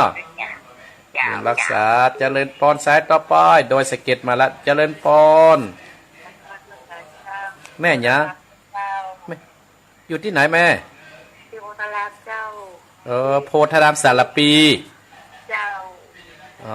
โพธารามสารพีแม่อย่างฮะแม่สุกแก้วเจ้าแม่สุกแก้วเอกะเจ้าแม่ฟังถึงวันกะฟังถึงวันกุศลกุองค์แก้วข้าจิตเป็นวันติดนะเจ้าอัตมาเป็นวันติดแม่แก้วอายุเท่าใด67แล้วเจ้า67ฟังแล้วเป็นจะได้เจ้านี้แม่มันดีผู้อย่างเลยเจ้าและฟังธรรมกำเนิดแห้ง3ตัวบัว3ดอกนะก็ได้จะเตะแล้วเด้อยินดีแม่เนอเอาสายต่อไปเจริญปอนแม่ยังแม่ศิวิไล แม่ ตาลานโดยสเก็ตเจ้า แม่ศรีวิไล เจ้า โดยสเก็ตโอ้ตื่นเจ้าได้โดยสเก็ต แม่ฟังทุกสามโมได้ใส่ความดีเจ้าที่สอนแต่เนาะ ที่ก็ดีสนใจดีเนาะ เจ้าแม่ฟังตลอดเลย แม่ยินดีกับแม่เนี่ยแม่ศรีวิไลเนอะ เจ้า แต่มาอยู่โดยหล่อเพ่นะแม่ว่าแม่เคยมากอ ตลอดแม่เคยไป อัตมาอยู่โดยหล่อเพ่นะ อ๋อ วัดหนองเฮียงเนอะวันติดอินเนอร์ตีซีบอกเขาเขาเนอะ โอ้สวดมนต์ก็ดีเจ้า สุด ก็ได้ครับเจ้า เออ แม่ฟังตั้งแต่ตอนแรกครับเจ้า ยินดีนะแม่เนอะ เจ้า มาเหมือนเปิ้นและมาเหมือนไผ่เนาะ ยินดีนะแม่เนอะ เจ้าขอบคุณเจ้า เจริญปอนสอยต่อไปเจริญปอนเห็น เจ้า สัก สาเจ้าท่านพระครูท่านกับเจ้าเลยเจ้า โอ้แม่ผ่านแม่ผ่าน เจ้าฟังกับเจ้าแล้วเนอะ ฟอนเด็กเจ้าแล้วเนาะ เจ้า บุญรักษาแม่ผ่านเนอะ เจ้าหนาวแล้วเนอะ หนาวอดเอาเนอะ รักษาดีๆห่มผ้าเนอะเอาสายต่อไปแม่ผ่านไปแล้วสายต่อไปเจริญปอนจะกระจาย เจ้าเจ้าสาธุเจ้า แม่หยาง แม่น้อม แม่น้อมตาจาง เจ้า ว่าจะได้วันนี้แม่น้อม ชัดเจนดีเจ้า สัดเจนดีเนาะ เจ้า บุญรักษาแม่น้อมเนอะ เจ้า สายต่อไปแหมหน่อยเจริญปอน ไปจ่าเจ้าจ่า แม่หยาง อยู่บ้านแม่หลวงอำเภอลีบ้านบวกจ้ะ แม่หลงลีเพิ่นเอาแม่เนาะ จ้า ขอฟังนี่ได้ เป็นเปิดสถานีวิดีโอเนี่ย ก็ได้ฟังธรรมเลยเนอะ จ้าจ้า ฟังธรรมไม่หลงฟังธรรมเนอะก็ได้ปอนละเจริญปอนเอาแสตต่อไปมันน้อยเจริญปอน ไม่สั่งข้าว ท่านแม่หยังเนะ มันมีเรื่องกับข้าวบ้านตรงหนอกกันนะ แม่นิดแม่วันนี้พ่อบุญธรรมแม่ตื้อถ้าบ่ลูกตะก้า อันไหนต้อง ยินดีแม่นิดเนอะเจริญปอนมันอย่างมายินดีนะแม่เนอะเจริญปอนเจริญปอนไก่มาก่อนท่านดับไปแล้วเจริญปอนเป็นพีดไปอุ้ยเดี๋ยวก็ได้สุมาเนอะเอามาใหม่นะดิกี้0828857225มาใหม่ต้องตัวนี้กันนะเจริญปอนครับแม่หยาง แม่สีกุล แม่สีกุด บ้าน หนองล่อง หนองล่องอำเภอเมียงลำปางเจ้า นึกว่าหนองล่องโดยหล่อนี่ ปัจจัยเจ้า ลำปาง แม่กล้าโทรมาได้กล้าเนี่ยครั้งแรกกล้า เจ้ากดดึงมาติดเจ้าก ดตึกปฏิดได้ฟังธรรมได้แม่สีกุล เจ้า จำมาเนอะอัตมาภาพมาวันติดนะเนอะ เจ้าแม่กันกดเธอเบอร์เธอนี่ ยินดีนะแม่เนอะ แม่ฟังตั้งแต่ตีสี่มาแล้ว ยินดีนะแม่เนอะ เจ้า อาสาสุดท้ายแต่เนอะได้ก้อยก็เท่าท้ายคำเจริญปอน ไม่สาเข้าทานครู น่านมาละฮันกินน้องน่าน ของแต่เจ้าเนี่ยการเตะสวดเตะทำวัดเตะหลายอย่างแหละ ยินดีปอเนอะพอแล้วเนาะพอแล้วเนอะพอก่อนเนาะพอก่อนอาตมาภาพขอปิดใส่ก่อนเนอะสถานญาติโยมมาแห่แม่มานี่ได้ดีเลยมันก็เจริญปอน ไหว้แขกเจ้าท่านพระครู แม่หยัง แม่ดวงดีน้ำรักเจ้า แม่ดวงดีหันวิทยุดับไปแล้วแม่ดวงดีวิทยุหัดดับไปแล้ว เจ้า หันดังป่ะ สักดังดีเจ้า ดังดีฟังเป็นจะได้ฟังแล้วท่านพระครูสอนนี่นะมันจึงน้ำตามันจะตกแล้วจ้ะแม่ก็ซึ้งดีเนาะ เจ้าน้ำรัก ฟังความที่ท่านสอนนี่แหละจ้ะเนาะขอบคุณแม่เนอะเอาแล้วเนาะได้เต้ทำกันเนาะมันจะเกินเวลาไปเนาะแม่เนาะ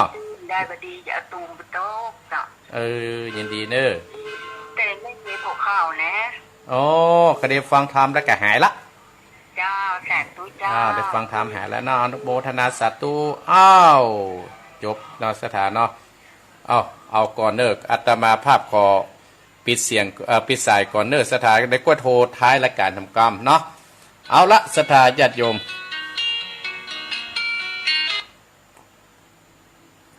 เอาละเนอสถานญาติโยมวิทยุให้ดับไปวิทยุให้ดับไปเนาะเอาละ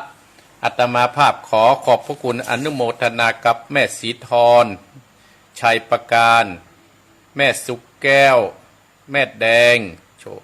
หัวฝายแม่จรุนเจียงไม้แม่จันโสมแม่อายดอยสะเก็ดโพธารามแม่สุกแก้วเนออายุ67แม่ศิวิไลดอยสะเก็ดแม่ผานบ้าน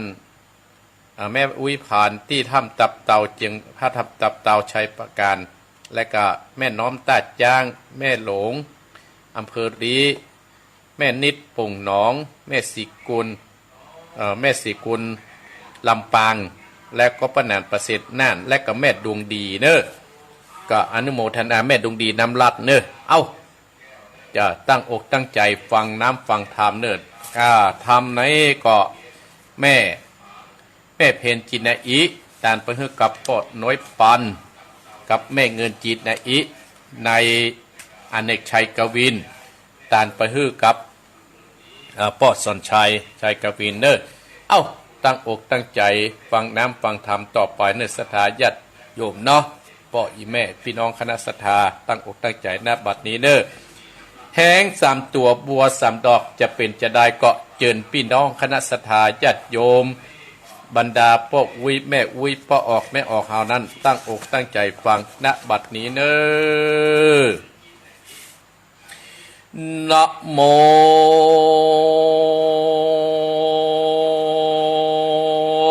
ตัสสะภะคะวะโตอะระหะโตสัมมาสัมพุทธัสสะ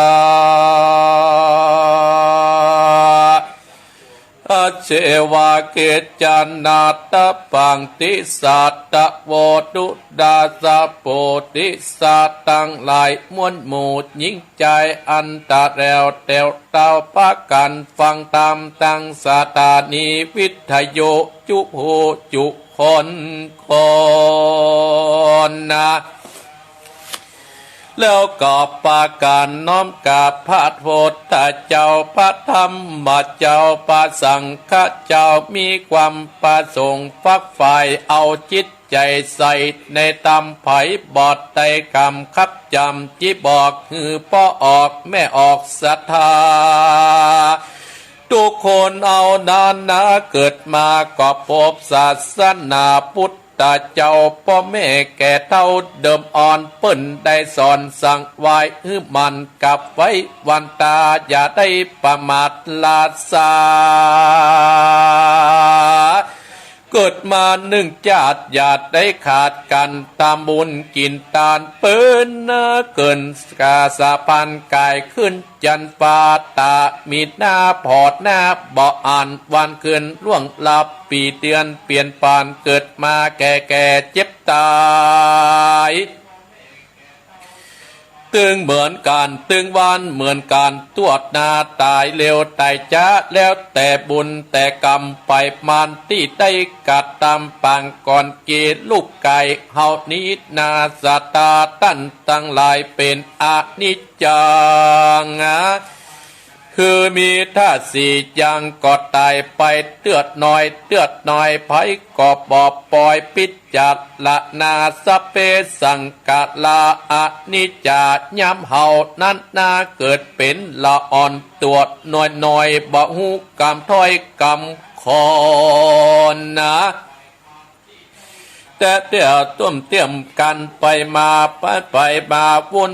มายืนกอบบัดใดนั่งกอบบัดใดเสียงไห้ห้ำไห้เหมือนบอดใจเสียงก่อนตุกเลนโลนเวทตาหนาบอดหน่อยเจ็บป่วยปล่อยจ้างบอกหืบหาย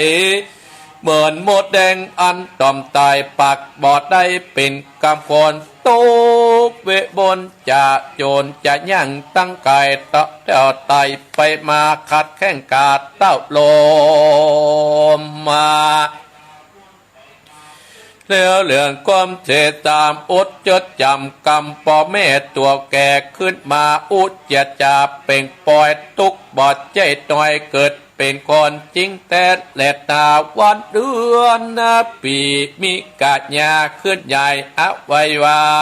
ไฟจุอ่อนมีผิวพรรณพุทธพองแต่งตัวยุ่งยองกาญามีหน้าตาแจ่มจื่นบอกคมขืนในใจผิวยองใหญ่เต่งเติงเหมือนพระแสงจานพ่อเดือนเป้งยาแยงกลางตัวเก่างามเหมือนแม่เจ้าสุจดาโอ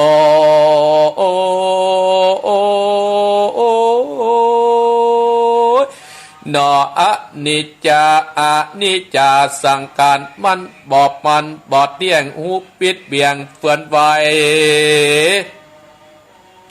มันบอดแน่นอนคงที่เหมือนดอกไม้กี่เจื้อบานบอดเดินนานก็เอียวอ้างจริงหูแจงสัจจะตามผิวงามคำพุทธพองกอบมาย้อนตรงแต่งบอดีปุ่นเยงพอก้อยแหลดนาพอเหมือนเอวออกแล้วออใจปอดจ้างเนี่ยจะได้ห้องบ่เป็นไอพระก็กล่าวไว้ว่าจะได้อย่าไปเริ่มต้นลืมตัวมุกมุ่นมัวเมาบอกแกบอกว่าแกและเตาจะเสียใจโศกเศร้าไปโลนปาการรีบทำบุญสุนทานเติมไว้อายุใกล้เหมือนตะวันค่ำลงรอกาการที่ปนยังตันหาบับกาปากันอย่าปากันตกตามจ้าอาบายมนุษย์คนยิงใจเอาตั้งหลายตายเหมือนกันจุคนหูวันเกิดเฮาบ่หูวันตายแหลดนาเมื่อเจ้าเมื่องายทำนายบอดได้มีแต่องค์พระเจ้าที่ไว้ตนเดียวแต่งแต่และนาพ่อแม่ศรัทธาโอ้ย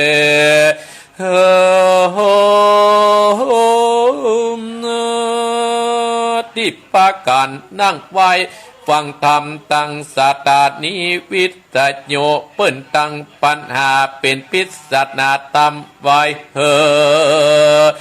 ตั้งแต่ไทยเดิมอ่อนนักปัจเจ้าบัณฑิตได้คิดคำสอนเป็นข้าวจรแฝงคติไว้ตั้งจากใครเป็นแจ้งแต่ตาว่าแห่งสามตัวบัวสามดอกกึดบอกออกอัตตมาจักบอกและแก้ไขกล้วยดักฟังไปเตอนาพ่อแม่ศรัทธา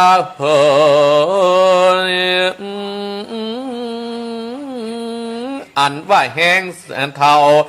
นั้นมันเป็นจะได้ตามวิสัยมันชอบของกินของเน่าจักงัวควายเท่าที่เปิ้นคาตายจักนาอธิบายบรรยายตันตั้งหลายอับหูเป็นที่อยู่ในตัวเอาคือพระไตรลักษณะบอดใจไปอื่นเก่าปนุษย์คนเอาหนีบ่ปนนาบ่เริ่มโลนเสมอการผู้คนบอดจากแหลดนาตัวที่หนึ่งนั่นก็มาได้แก่อนิจจังมันบอดจิลังมันเตี้ยงลูกเกี่ยมเงียงไปมาเหมือนดังนาติกาหมุนไปเดือดหน่อยเปิ้นขัดคอยไปตามเวลาอายุติกาเอาก็เป็นดังอีเดิบอ่อนก่อนกีเป็นละอ่อนเด็กกาเป็นหนุ่มเป็นสาวเปล่าจนแก่จะลาเขี้ยวก็ว่าวกลางกอดยานมาแสนลำคันบอดหน่อยอูตาปล่อยหมวกฟางย่างเตียวกอดหลังโกงตัดบอดตันจ้องตันเตียวตัวที่สองเนี่ยแกวนอย่างยิ่งทุกคนกิ่งเหลือใจเป็นวัดไอขันโกกเป็นบาหกเจ็บหลังเจ็บแอว ปวดลงเผียวหัวเข่าเอาไม้เต่ายันเป็ดแองพญาติก็แปลงอยู่ใกล้และนาพญาติก็มี108เอื้อมเอาดีดีจังนี่แหละทุกข้างเนื้อพ่อแม่สัตตาพุทธเจ้ากล่าวว่าพญาธิทุกขาจะลาปีทุกขาสัตว์ทุกย่อมเป็นไปตามกรรมนีล่วงพ้นบาดใดแต่แดนาตัวที่3นัตนาคืออนัตตาที่ลาปาพุทธเจ้าเปิ้นว่าบาดใจตัวตนบาดจ้องกังวลบังคับบาดใดจะไปเจ็บจะไปไข้มันก็ตึงบอกฟังเนื้อหนังมังสังจับไปเอวฟันปิงเกี้ยวจับไปคอนนะตาดำมอนจับไปปวดและไปฟังผมบนหัวจับไปข่าวมันตึงบ่ฟังกาญะอินทรีนี่แน่นาเฮืองามดังเก่าจับไปแก่เท่าเวลาจะไปตายหมดละนามันก็ตึงบ่ฟังสุดวิสัยแม้แต่องค์พระจอมไตรก็ห้ามบ่ได้แลดนาเหมือนเฮาที่ยืมของเขามาจ่ายได้เวลากดส่งคืนมัดจุราชนินามินับนาโลนฟ้าฝ่าฝืนบอดใดสัจจะตามวัดดันบันบ่ใจตัวตนควรเอาก็จะไปลุ่มลมตัวเอาเนตรบานติดนาเป็นอนัตตาขอบพ่อแม่ศรัทธาทั้งหลายที่ฟังธรรมได้กันวันอาทิตย์เจ้านี้จงเข้าใจจุงใจจัดทุกเวทนาแดดนาดอกปัดตุมมาปัดอาว่าไฟดอก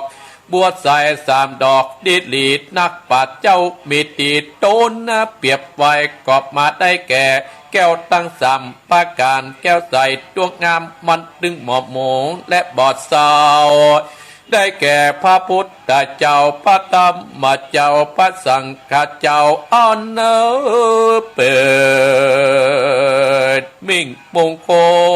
ลอากาศลากาบ่ได้แลดนา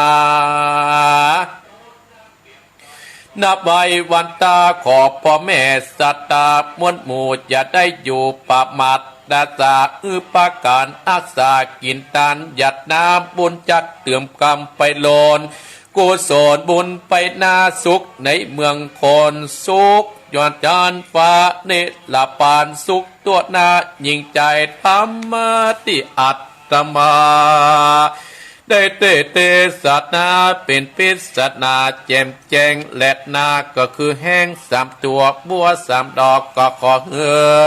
พี่น้องศรัทธาท่านทั้งหลายจุคนที่ได้ฟังธรรมบาเทศนาตั้งสถานีวิทโยเพื่อเอาไปสอนจิตสอนใจเพื่ออานิสงส์แห่งปาตมมาเทศนาจุงกับกายมาเป็นเกาะแก้วไก่กามปุกอามสัมปะริสายังตนตัวของพ่อแม่ศรัทธาจุโคจุคนเที่ยงแต่ดีนิติตังขิญาอันเก่าธรรมเทศนาเอง3 ตัวบัว3 ดอกกอบบังคมสมเลสเดชเอาละศรัทธาญาติโยมบรรดาพ่ออุ้ยแม่อุ้ยพ่อออกแม่ออกพี่น้องคณะศรัทธาญาติโยมท่านผู้ฟังทั้งหลายอาตมาภาพได้เทศน้ำเทศธรรมศรัทธาญาติโยมได้ใจเวลาประมาณ20 กว่านาทีศรัทธาญาติโยมอยู่กับอีพ่ออีแม่พี่น้องคณะศรัทธาเฮาท่านผู้ฟังมาตั้งแต่ตี 4นะศรัทธาญาติโยมก็ขอบคุณศรัทธาญาติโยมที่ติดตามโดยเฮาอาตมาภาพในตอนเจ้านี้เด้อศรัทธาญาติโยมลืมอีหยังก็ไปลืมได้ศรัทธาญาติโยมอีพ่ออีแม่ศรัทธาญาติโยมเพิ่นว่าจะบ่ลืมตัวเก่า วันนี้เช่นเดียวกันศรัทธาญาติโยมก็กินข้าวน้ำข้างไงแล้วสัก7 โมง 8 โมงศรัทธาที่บ่ได้ไปไหนก็ไปร่วมกันทำบุญ10 จตาที่ส่งน้ำพระธาตุ ที่เป็นประเพณีของวัดปักตังเจริญโดยมีท่านพระครูอภิวัฒนวิกรมเป็นเจ้าอาวาสก็เขาจะเพิ่งจะได้ไปสืบชะตากันที่วัดปักตังเจริญเนี่ยวันนี้วันที่11ในตอนเจ้านี้คิดว่าพี่น้องคณะศรัทธาที่เดินทางมาจากหลายที่หลายแห่งกันเริ่มทยอยออกจากบ้านจากจอง9 โมงเพื่อจะได้สืบชะตากินข้าวตอนแล้วเราจะไปที่วัดมุนทาวัดมุนทาที่วัดสร้างใหม่ที่เราเป้าศรัทธาญาติโยมเพื่อจะไปสวดอิติปิโส108ที่วัดมุนทาเนอะก็พี่น้องคณะศรัทธาแต่ตวาอัตมาภาพก็มีแม่วิสาตังดงหางนาดหลายที่หลายต่างที่โทรอัตมาภาพก็ไปปะกันที่ห้านศรัทธาญาติโยมที่ฟังอัตมาภาพวันนี้ก็จะไปลืมนะกินข้าวงายแล้วสืบชะตาที่วัดปักตังเจริญกินข้าวตอนแล้วก็ที่วัดมุนทาวัดเหล่ามุนทาวัดใหม่เหล่ามุนทาก็จะสวดอิติปิโสย้ายจากวัดปักตังเจริญแล้วไปที่ห้านพร้อมกันได้ยกพระประธานขึ้นสู่แท่นพระในศาลาการประเรียนต่อไปวันพุธก็มีงานศรัทธาญาติโยมงานเข้าปริวัติกรรมที่วัดปักตังสามัคคีหรือว่าวัดม่อนฤาษีวัดปักตังม่อนฤาษีวัดปักตังสามัคคีโดยมีท่านพระครูสุเมธวเดนิตุเจ้าพุทธกรรมาศรัทธาญาติโยมก็เชิญศรัทธาญาติโยมทำบุญตักบาตรกันจะประหับเป็นอาหารเพนก็ได้ไปแจ้งที่ความประสงค์จำนงที่ท่านพระครูสุเมธธรรมเสวีท่านพระครูของเราแล้วแต่ศรัทธาจะร่วมทำบุญเพื่อจะเริ่มก็ไปแจ้งเฮาไปได้ไปเฮาก็ไปแจ้งให้หอมที่ท่านพระครูได้ตุเจ้าทั่วทิศทั่วไทยเป็น500ศรัทธาญาติโยมวันนี้เพื่อจะมาสวดอิติปิโสที่วัดเหล่ามุนทาประมาณ100 กว่ารูป300 กว่ารูปเนี่ยเจิญศรัทธาญาติโยมเฮาจะประหารส่งหมู่ใหญ่จึงวันเฮาก็หาดูได้ยากศรัทธาญาติโยมหาดูได้ยากนะตุเจ้าหมู่ใหญ่นี่นะถ้ามันมีการมีงานเฮาก็ถึงไปได้เจอกันศรัทธาญาติโยมก็ขอบคุณศรัทธาที่ติดตามโดยอาตมาภาพตอนเจ้านี่ก็อนุโมทนาขอบคุณสถานีที่รับสัญญาณกันตั้งแต่เวลาตี 5 ถึง 7 โมงหลังจากอาตมาภาพจบแล้วก็จะมาฟังไลนีกันไปไหนในศรัทธาญาติโยมก็รอฟังท่านอาจารย์วรรณชัยตอนเจ้านี่จะมี2 รูป 2 ตนด้วยกันก็ขอบพระคุณอนุโมทนากับสถานีวิทยุบ้านทุ่งเรดิโอ FM 99.50 บ้านอำเภอสันปะตองจังหวัดเชียงใหม่และสถานีวิทยุคลื่นธรรมะของชุมชนวัดโพธิ์ดอกซัก FM 98.75 อำเภอจอมทองจังหวัดเชียงใหม่และสถานีวิทยุเวียงปะเป้าเรดิโอ FM 90.00 อำเภอเวียงปะเป้าจังหวัดเชียงรายและสถานีวิทยุคณะสงฆ์อำเภอฝางวัดพระบาทอุดมFM 100.25 อำเภอฝางจังหวัดเชียงใหม่และสถานีวิทยุมวลเสียงธรรมวัดบุพารามอำเภอแม่แจ่ม FM 106.25 และสถานีวิทยุชุมชนคนเมืองลี้อำเภอลี้จังหวัดลำพูน FM 103.75 และสถานีวิทยุเสียงธรรมจากวัดจาน FM 103.50 อำเภอกันรยานิวัฒน์และสถานีวิทยุชุมชนคนนาน้อยอำเภอดานน้อยจังหวัดน่าน FM 91.50 และสถานีวิทยุสีคำเรดิโออำเภอเวียงสาจังหวัดน่าน FM 92.50 และสถานีวิทยุเสียงสายเรดิโออำเภอต้าวังผางจังหวัดน่าน FM 100.75 และสถานีวิทยุชุมชนคนเหนือเขื่อนอำเภอฮอดจังหวัดเชียงใหม่ FM 90.75 และสถานีวิทยุน่านฟ้าเรดิโอ FM 101.75 ตำบลป่าแดดอำเภอเมืองจังหวัดเชียงใหม่และสถานีวิทยุชุมชนคนต้นน้ำ FM 104.50 บ้านปุ่งน้ำร้อนตำบลแม่เจดีย์เวียงป่าเป้าจังหวัดเชียงรายและสถานีวิทยุดินแดนถิ่นล้านนา FM 103.50 อำเภอสันปะตองจังหวัดเชียงใหม่และสถานีวิทยุล้านนาเรดิโอศพปราบจังหวัดลำปาง FM 95.75 และสถานีวิทยุขึ้นพระพุทธศาสนาการศึกษาวัฒนธรรมวัดไฟหิน FM 104.50 วัดไฟหินอำเภอเมืองเชียงใหม่และสถานีวิทยุการศึกษาเพื่อพัฒนาอาชีพ FM 103.00 อำเภอเมืองจังหวัดลำปางและสถานีวิทยุวิทยาเทคโนโลยีการจัดการกปภแม่เมาะจังหวัดลำปางโดยคุณอนุพงษ์ตาจีนะ FM 99.50 ขออนุโมทนาสาธุโดยเนอสตาญาติโยมที่ได้รับฟังเนาะโอ้แม่สุกแก้วเข้ามาขออนุโมทนาเนอหนึ่งปะกันเนอโรงหานาฏก็ฟังอยู่ล่ะท่านพระครูบาติกาพรชัยก็ฟังอยู่ล่ะคุณทัพทินจันทร์สีเมยก็ฟังอยู่หลายคนสถาญาติโยมแต่ธรรมพัฒน์ลอยไปจ้ะกลัวมันดับ สตาญาติโยมน้ำธรรมคำสอนที่อาตมาภาพเทศมีชื่อว่าแห้งสามตัวบัวสามดอกตีเทศคือสถาญาติโยมได้สดับรับฟังจบไปแห้งสามตัวบัวสามดอกนี่มันเป็นปริศนาธรรมนะสถาญาติโยมอุบาอาจารย์เพิ่นจะสอนตรงๆนั่นเพิ่นก็สอนยากสถาญาติโยมมันเป็นปริศนาธรรมฮือเฮาแห้งสามตัวปัวสามดอกคำว่าแห้งเนี่ยสถาญาติโยมแห้งนี่มันสอบของบูดของเน่าหรอกแห้งนะมันสอบของสักเน่าสักสอบสักงัวสักควายบุญหรอกนะชอบเพิ่นตำปูนสถาญาติโยม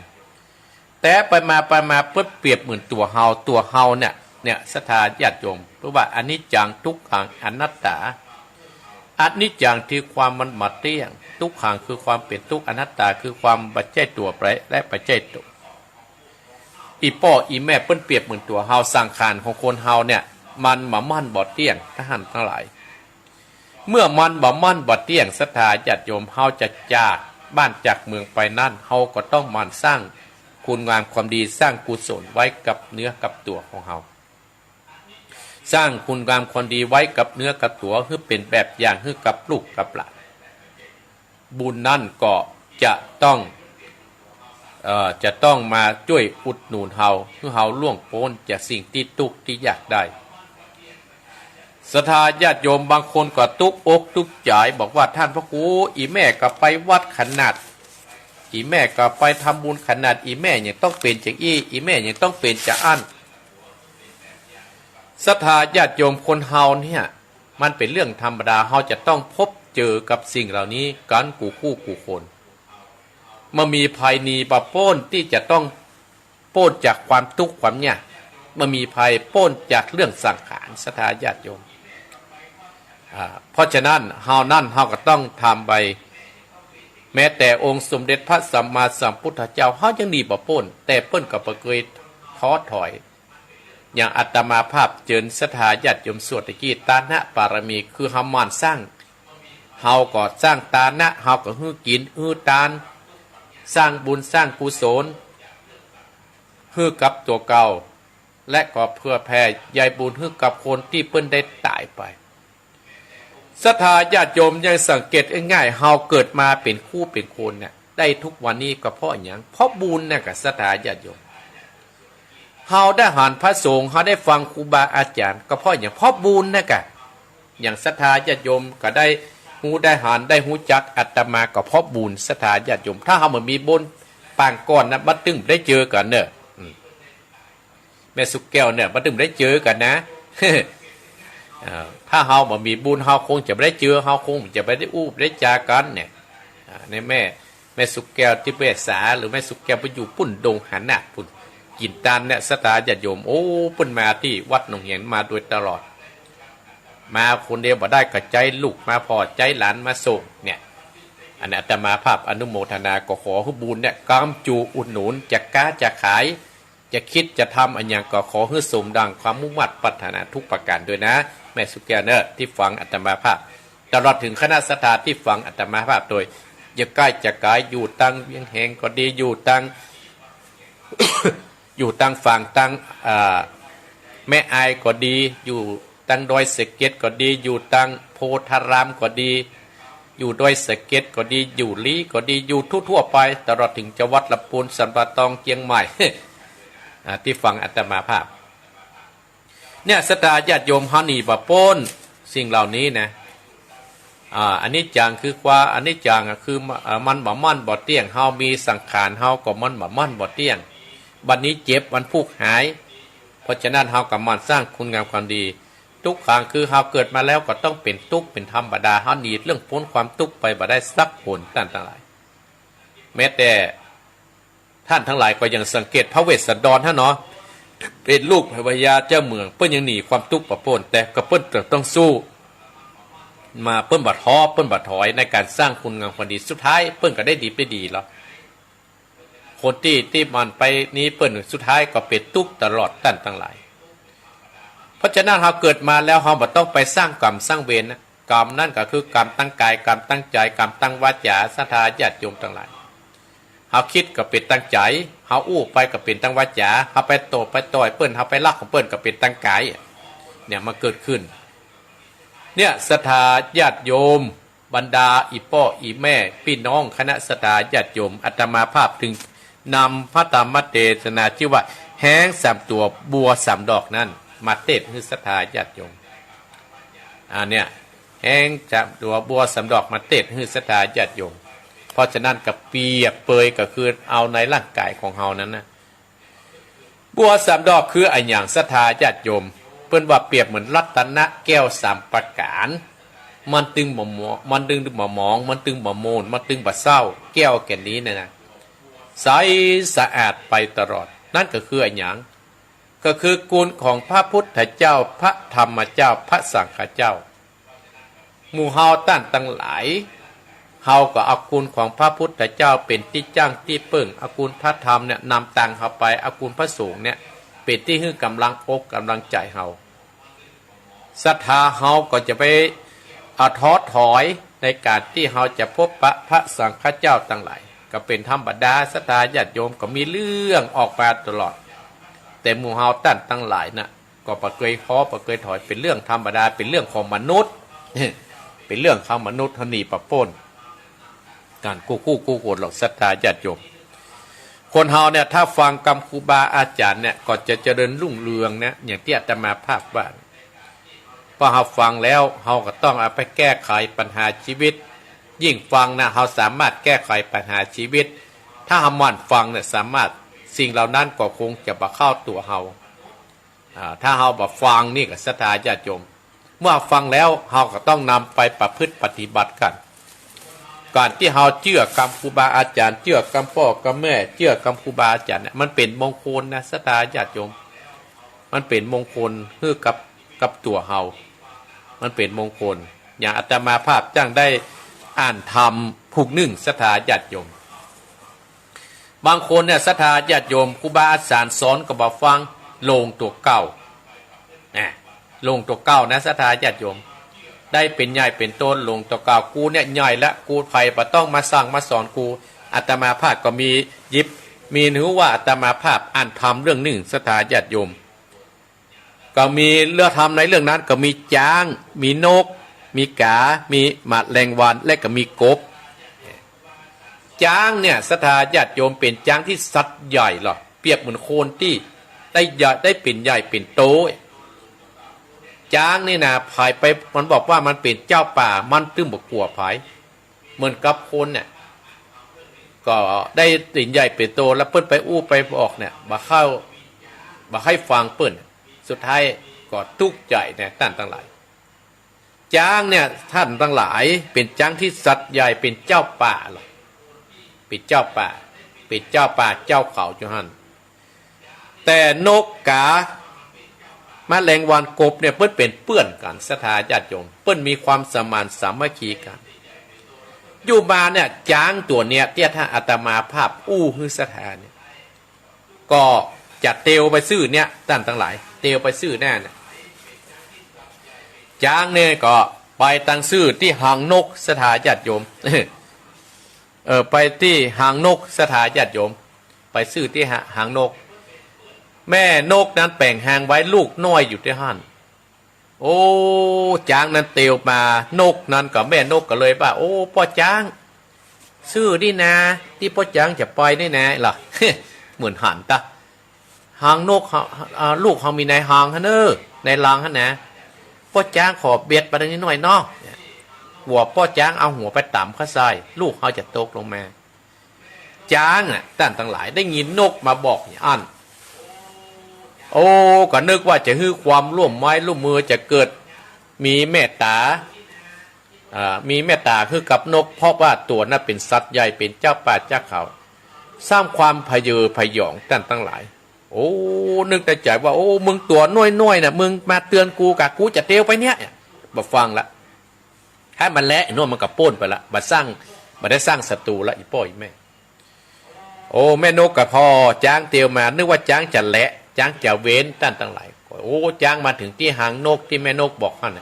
เอางวงขึ้นยื้อขึ้นไปสถานญาติโยมนึกว่าแม่นกก็นึกว่าจ้างจะเอาหางนกลงมาวางไว้ดีๆโอ้อีพ่ออีแม่จ้างนั้นได้ลูกนกกำเยิงขึ้นฟ้ากำฟาดลงขี้ดินยังบ่พอตีนเข้าเนี่ยขันย่ำแล้วแลลูกนกตายสองหน้าแม่นกทั้งตั้งหลายสร้างความเสียอกเสียใจให้กับแม่นกเป็นอย่างมากท่านทั้งหลายเพราะว่าจ้างนั่นน่ะแม่นกได้ไปขอแล้วจ้างนั้นมันมีพรหมวิหารตั้งสี่ก็คือมีเมตตามันมีกรุณามีมุทิตามีอุเบกขาลืมตัวเก่าพยองว่าตัวนั้นใหญ่และภัยปะต้องมาสั่งภัยปะต้องมาสอนจ้างกับพยองเตียวไปบ่ได้สนใจใยดีสร้างความตุกอกตุกใจให้กับแม่นกท่านทั้งหลายแม่นกหานว่าลูกตายตองหน้าต่อตายก็เป็นตุกอันนี้จังเป็นตุกและท่านทั้งหลายนกยังเป็นตุกถ้าเอาเป็นโคนนั้นมันเป็นตุกมนุษย์นกเป็นตุกก็บ่ฮู้จะได้ก็บินไปหาเปื้อนก็คือไปหากาไปเล่าบอกว่ากาเฮ้ยจ้างนี่อย่ามาใจดำแตะว่าล่ะจ้างนี่อย่ามาใจดำแต่ว่าแม่กามันนี่หยังเฮ้อต้านโอ้เฮาหันจ้างเตียวมาเฮาก็บอกว่าจ้างพ่อจ้างให้เตียวมาทางนี้เด้อจะไปเข้ามาทางนี้เด้อเพราะลูกค่ายเนี่ยโอ้มันก็เข้ามาหันนึกก็ว่าจะเอาลูกเขาลงมาฆ่าลูกเฮาตีนย่ำลูกเฮาเนี่ยตายตรงหน้าตรงตาเนี่ยกาก็เลยบอกว่าโอ้แม่นกมันเป็นเรื่องธรรมดาเนาะเกิดแก่เจ็บตายเป็นเรื่องธรรมดาของหมูสัตว์ที่อยู่ในโลกนี้เนี่ยกาก็ได้สอนให้แม่นกก็บอกให้นี้แต่ท่านทั้งหลายกาก็มาพิจารณาโอ้อันนี้มันแบบจะตายธรรมดาหรอเนี่ยไอ้หรอตายด้วยความเบียดเบียนจักจ้างแล้วเนี่ยเพราะฉะนั้นเราต้องสามัคคีกันเหรอกาก็บอกว่านกไปห้องเจ้าหมูทำมาประชุมก่อนไปห้องแมลงวันมาและก็ไปแวะห้องกบมานกก็บินไปต้านทั้งหลายจากกาไปบินไปหาแมลงวันไปหาแมงมุนหัวเขียวบอกว่าแมลงวันหัวเขียวแมงมุนเมื่อคืนนี้ประชุมเนอะไปประชุมที่กาเฮาเพิ่นห้องประชุมแมลงวันกาได้หูแล้วก็แมลงวันหูแล้วก็บินไปห้องกบแหมไปบอกกบแหมด้านทั้งหลายไปบอกคือกบก็หูแล้วว่าเพิ่นห้องประชุมไปที่กาก็ปากันไปประชุมในค่ำนั้นด้านทั้งหลาย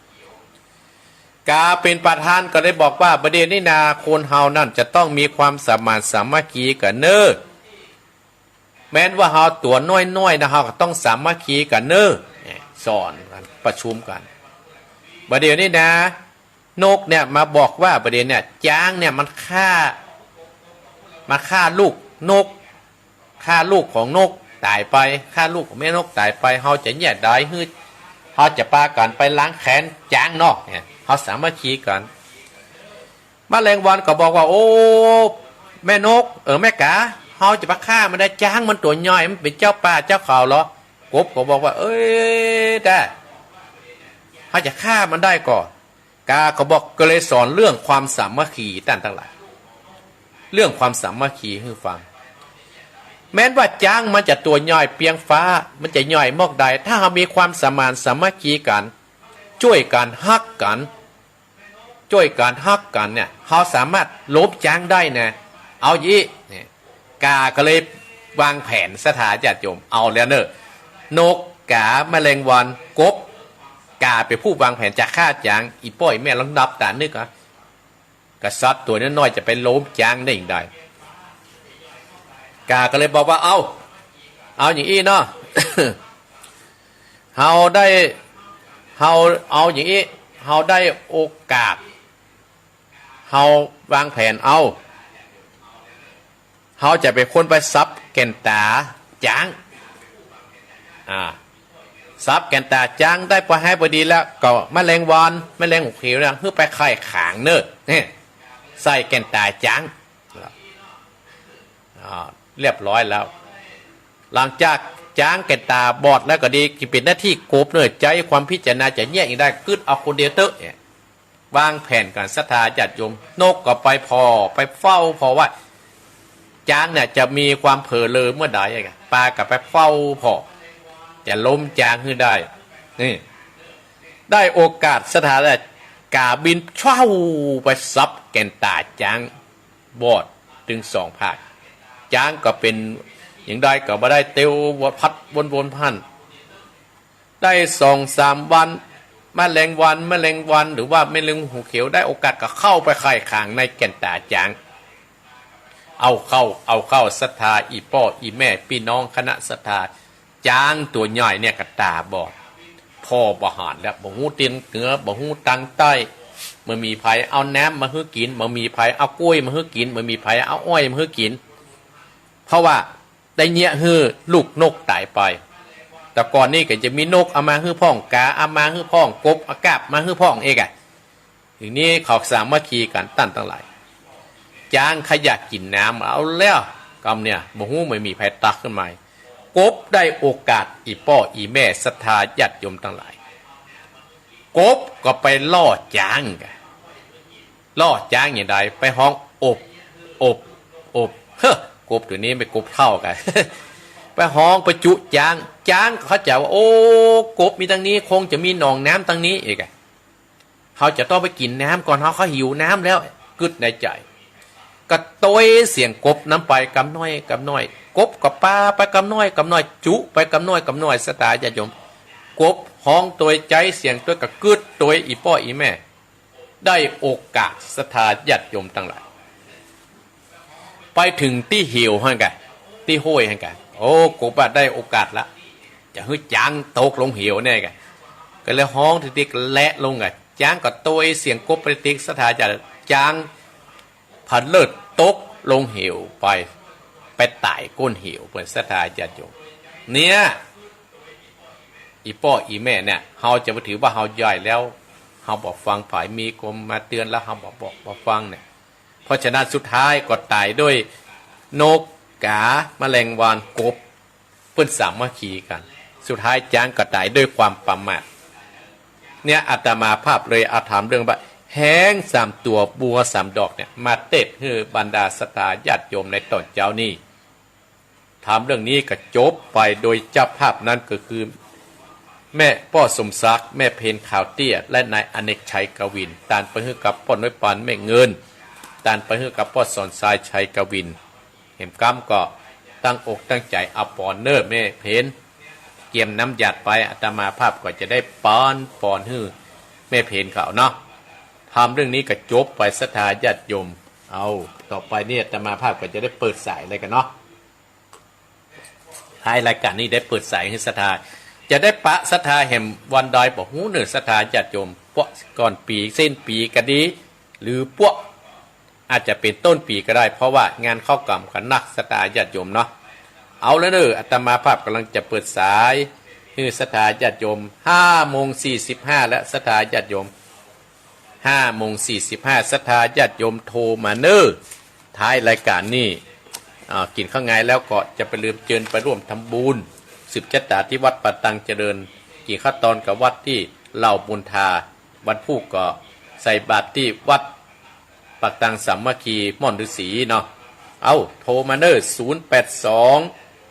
885 7225อนุโมทนาขอบคุณแม่ติ๋มเนอ082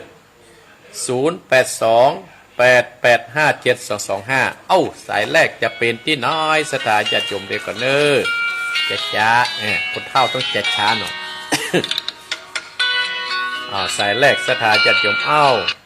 จะเริญปอน มาแล้วพ่อบุญธรรมพ่อ โอ้ บุญ เดี๋ยวรอเจ้ากันก็ แน่แกแต่เจ้าบัตรตาเนาะแม่นิดมาก่อนแม่นิดมาก่อนนะ จะมาชี้จะนี่มันนี่ใจหัวเราะเนาะ แน่แม่นิดมาก่อนพ่อบุญธรรมไง ครับ ยินดีนะปอนครับไว้สาครับ จะเลินปอนสายต่อไปเจะเลินปอน เจ้า เจ้าอยู่อยู่ ไว้ ไหน สาเจ้าท่านพระครู อยู่ไหนแม่ยาง ไม่ดวงดีน้ำลาดละเจ้า โอ้แม่ดวงดีฟังแล้วเป็นจะได้เอ้าน้ำรัด จะง่ายเป็นได้มันคือเป็นการเนาะ การความสามัคคีการปัญญาเนาะ ไม่เจ้า เนี่ยฟังแล้วเป็นจะได้แม่อ้อ ฟังแล้วมันเข้าใจดีเจ้า แม่ดวงดีเคยมาตั้งโดยหล่อมาหู้จักวัดหนองเหียงบ่เคยมากันเนี่ย บอกเคยเจ้า ได้ยินแค่เสียงนะหู้จักกันเนาะ เจ้าได้ยินแค่เสียงจ้ะ เปิดจนเพิ่นฟังเน้อว่าตุเพิ่นมาวันติดนะเน้อฟังเน้อ เจ้าเจ้า ยินดีพี่น้องน้ำรัดเน้อ เจ้าไว้สาเจ้า จะเลินปอนแม่ดวงดีน้ำรัดเจริญปอน ไว้สาเจ้าท่านพระครูเจ้า แม่อย่างแน่ ไม่ได้เจ้า แม่นิดปุ่งหนองนะ เจ้า ติดตามคณะต้า เจ้าฟังตลอดเลย ฟังตลอดเป็นมีความสุขดีเนาะบ้ามา โอ้ธนาบุญเกิดพระเจ้าที่ว่าได้หลอกทั้งวัดมนทานที่พระเจ้า ยินดีเน้อ เจ้า บุญรักษาแม่เน้อ เจ้า จะเลินปอนจะเลินปอน นมัสการเจ้า แม่ยาง ทำซุปเจ้า คำสุขอยู่ที่ไหน อยู่บ้านบุญเกิดตำบลพระบาทอำเภอเมืองจังหวัดลำปาง โอ้ เจ้า ลำปางฟังแล้วเป็นจะได้แม่บุญแม่คำสุข กูได้สาระดีเจ้า ยินดีได้จนเขาฟังได้แม่เน้อ เจ้า ทุกวันติดเน้อ เจ้า จะเลินปอนได้แม่เน้อ สาธุเจ้า จะเลินปอนสายต่อไปเจริญปอนโอ้จะหมดเวลานะเจริญปอน แม่จ้าค่ะ แม่ พระเจ้าเนี่ยฟังอยู่เนอ แม่เฮือนแม่เรือนแม่เรือน เจ้าท่านเจนเรียนเนอ ชัดเจนดีเนาะ เจ้า จะเลินปอนได้แม่เน้อ เจ้าให้กำลังใจเนอ ขอบคุณเน้อแม่เน้อ เจ้า จะเลินปอนจะเลินปอน พระสาเจ้าท่านพระครู แม่สาวรักกันเนี่ย ฮะ เจ้าฟัง โอ้ ฟังอยู่นะเจ้า บุญรักษาแม่สาวรักเน้อ เจ้าพระ บุญ สาเจ้า บุญกรรมบุญจูนี่แม่เน้อ เจ้า บุญรักษาสายต่อไปเจริญปอน เอามาใหม่เอ้ามาใหม่มันดับประคนเดียวเนี่ยอาตมาได้ปิดมาใหม่เอาเจริญปอนยิงได้เนี่ยเอามาใหม่แม่พวกนี้ปิดปัดนะสื่อเอามาใหม่มาศูนย์มีไหนเบอร์มานะลืมเบอร์ตัวเก่าให้แม่เฮ้ยเจริญปอนเจริญปอนแม่อยู่ที่ไหนโอ้แม่สุกแก้วแม่ขันแก้วโอ้ติดตามอยู่ได้ไหมได้ยินดีแม่ขันแก้วเนอะจะลืมกันนะ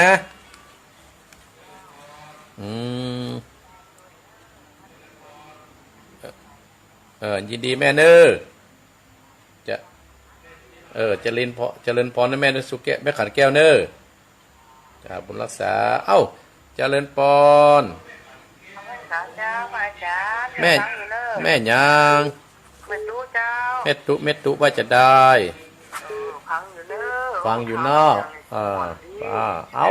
จะบดสายนั่นนะแม่เนอะเอาคนน้อยเนอะ เจ้า จะ กำลังใจเนอะ ขอบคุณมาเจริญพร พระสาเจ้า แม่เขียว พระครูในวันนั้นผมจะโทรหามาขอหน่อย แม่กะ เดี๋ยวจ่ายต้นก็เดี๋ยวนี้ เสียใจต้าบันนี้แล้วกะจะไปสักวันเห็นมั้ ไปสักวันเนอะสักวันเนอะ ยินดีนะแม่เนอะ ฟังถึงเจ้าเนอะ ยินดีเนอะจะหมดเวลาขอบคุณเนอะสายเจริญพร พระสาเจ้า ฮาย แม่ทอง แม่ทองมาแล้วได้ติดแล้วบหันโทนี่ เนาะ เพิ่นฟังแต่เพิ่นบ่ได้โทร ว่าจะได้วันนี้ วันนี้จ้างน่ะมันยังไงเอาลำเหลือ ต้ากะจ้างมันมีเมตตาได้ไงมันหลงลืมตัวเก่าว่ากูย่อยแล้วไอ้ไง น่ะตึงกายตาตามาเนาะ ได้กะบุญรักษาเน้อบุญ ข รัก อ ษา เงื่อท่านพระครูมันใกล้จะสิ้นปีแล้วเนาะ แม่ทองก็ขอพรให้ท่านพระครูดีๆจุกเป็นมันยืนยาวไล่โรคภัยไข้เจ็บเด้อ โอ้บุญรักษาแม่เน้อจ้าเลื่อนปอนจบสถาญาติโยมปิดก่อนเนาะปิดก่อนเน้อสถาญาติโยมเนาะเพราะหมดเวลาน่าจะฮับกับพระราชได้เวลาสถาญาติโยมเนาะก็นี่ก็ประพบปะกอนุโมทนากับแม่นิดปุ่งหนองพ่อบุญธรรมแม่ดวงดีน้ำรัดและก็แม่คำสุขลำปางแม่เงินลำปางแม่เสารักชัยประการแม่ขันแก้วรีแม่ตุเวียงป่าเป้าแม่บัวเขียวบนดอยเนอร์บนสมปล่อยแม่ทองลีที่อำนวยอวยพรให้อัตมาภาพเนาะเอาละสตาญาติโยมอัตมาภาพขอบคุณเนอที่ติดตามโดยก็เดี๋ยวก็จะได้ไปบิณฑบาตแต่สตาญาติโยมเนาะเจ้าภาพฮับปอนเนอร์แม่เพนฮับปอนเนอร์อปอนเนอร์เวลาหมดบอดีเนอร์ยะถาวะติวหาปุลาปติปุเรนติสาคะรังเอวะเมวะอิโตตินังเปตานังอุปกัปปติอิจิตังปฏิตังตุมอังคิปะเมวะจะมิจันตุสพเพปุเรนตุสังกปาจันโตปนะระโสยถามะนิโสติระโสยถาสปปีติโยวิวัสสันตุสัพพะโรโคอินัสสันตุมาเตมตรายโยสุขีติขายุโกภวะอภิวาทนาสีริสะนิจังอุตราปัจจายโนจัตตารโอธรรมาวัฏันติอายุวันโนสุขังปะลัง